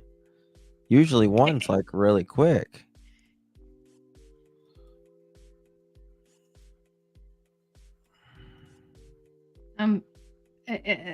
The chats are blowing up. Have they reversed something about Mary?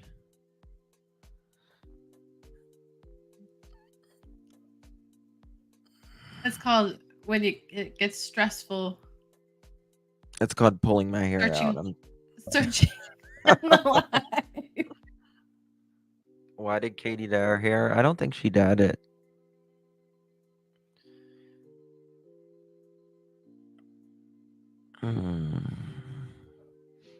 Duck's butt hair.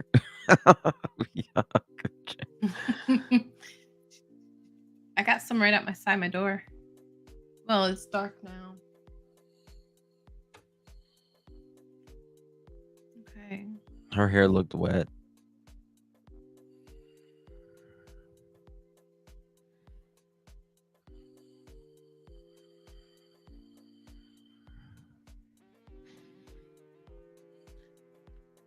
Ah, there's Bullhorn Betty. Have you heard anything? Lifter gloss with hyaluronic acid. I've got. I think it's Maybelline. I got this one. Son What's of a that? gun. I can't see it. It's upside down. Someone asked. Lip fusions Mm. and lip fusion infatuation. As I throw everything off my desk at the same time.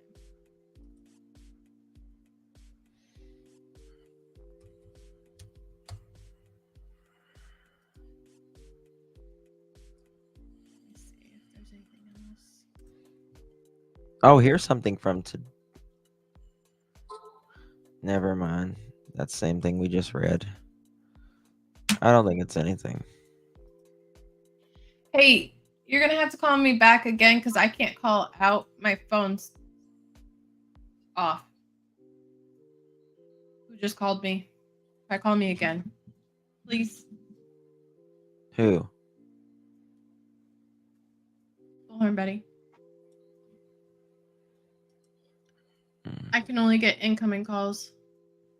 Can't call out. Yes, do not cite this channel. Yes, if you're in a group, don't cite this channel saying we're saying something because we have not said anything. We're trying to find something out me to check. see if it's true or not.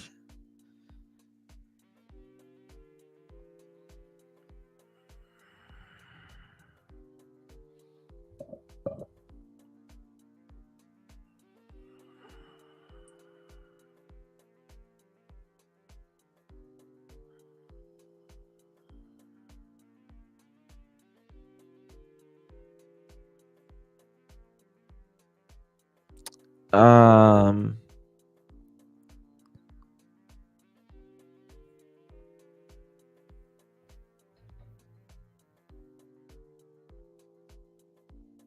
do you want a membership link, my dear? Is that what you mean? Mods can drop a membership link. I have not heard from Trev. He's not answering either. I just text him.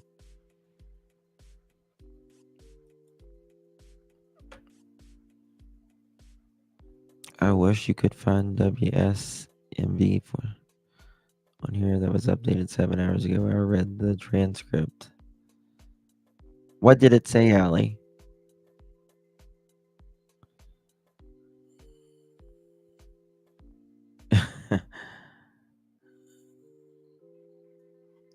Let me text Josh. I don't think he'll know.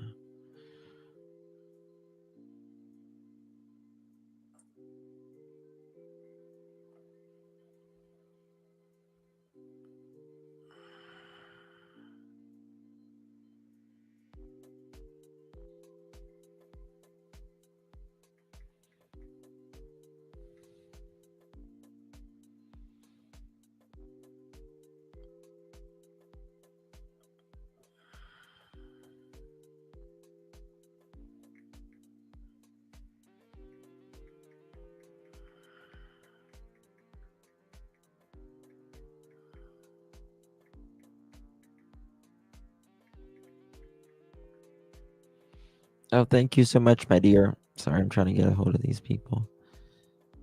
Thank you, Jessica. Thank you, Jody. Thank you so much for becoming a member. Appreciate it. Welcome to the family. You are now a Pearl. Anything going on? Okay.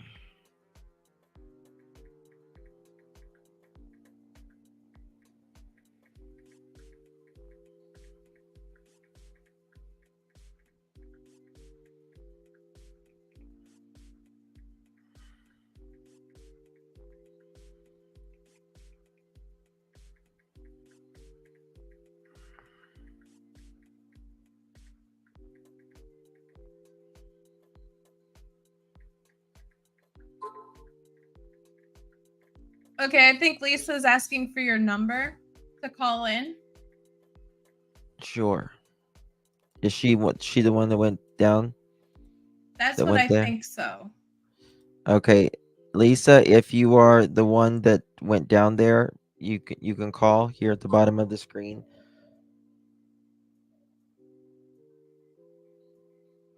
Okay, Trevor just got back. He's checking as well. Okay, yeah. Go ahead and call 307-228-4906, my dear. Thank you so much.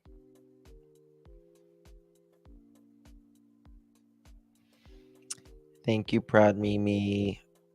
Thank you, my I dear. love you, Proud Mimi. She's one of my favorites. She's a sweetheart. Favorites. She is a sweetheart. So that was me that just did a what'd I selfie in do? the group chat. In the group chat. How do you do a selfie in the group chat? I took a picture and did a selfie and said, yes, we're on live trying to vet it. Don't quote us. Got ya.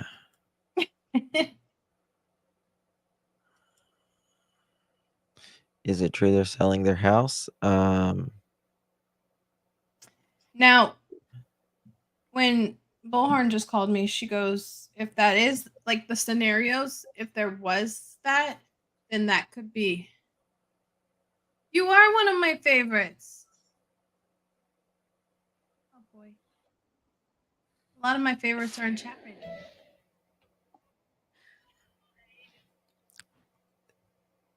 Is this Lisa? Hey, Justin. Hey, everybody. Hey, How are y'all? good. How are you, dear?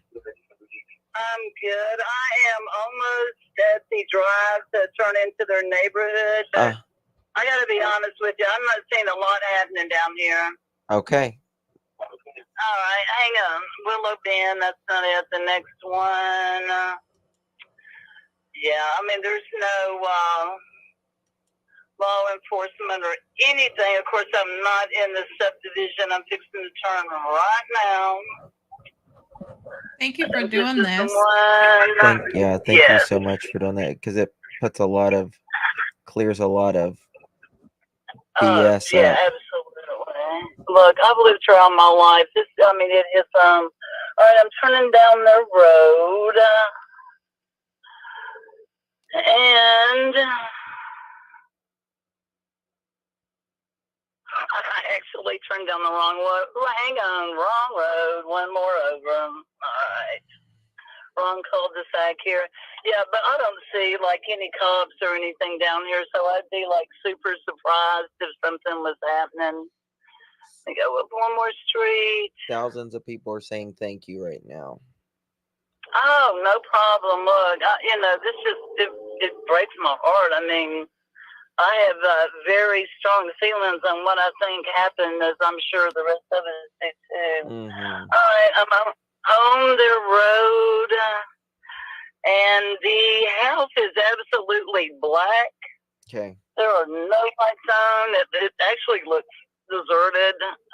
Yeah, nothing, not a thing. Yeah. Not a single thing. Yeah. So. Thank you so much. Thank you for clearing that up. And no problem. Oh, you know what? What? You know what? What? Hang on, back her up. Her van is still here, her work van. There's actually, I'll be damned, they have a sign in their front yard. Yeah. Unbelievable. Yeah. Sebastian, if you come home, here's your sign. Exactly. Yeah, nobody's inside. Yeah, exactly. Yeah, no, there's and they kept saying, I heard him say too on interviews, they didn't have any outside lights.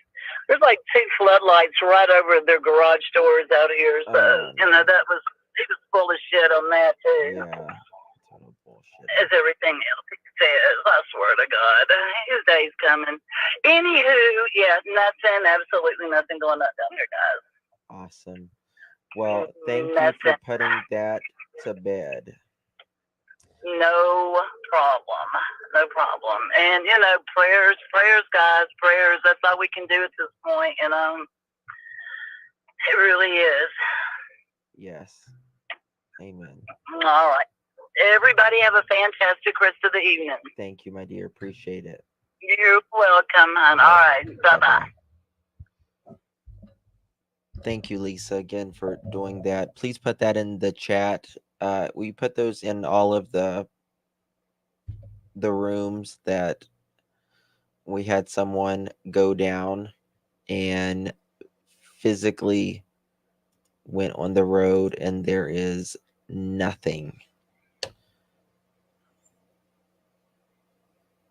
Yeah. Thank you, Lisa. Yes. Well, it's, it's nope, the lights are not on. Everything is dark and deserted.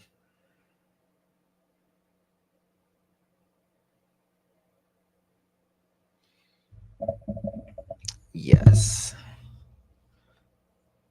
I appreciate people like her who wants to actually find the answers and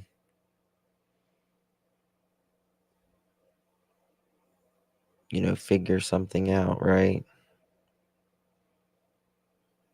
That's how we vet stuff. That's how you vet stuff, yeah. Why is it not doing it? Shit. Oh.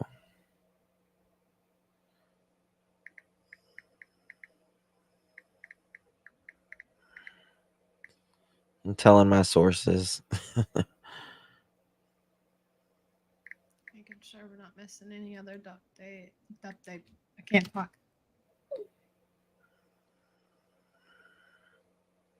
What is it? Ah.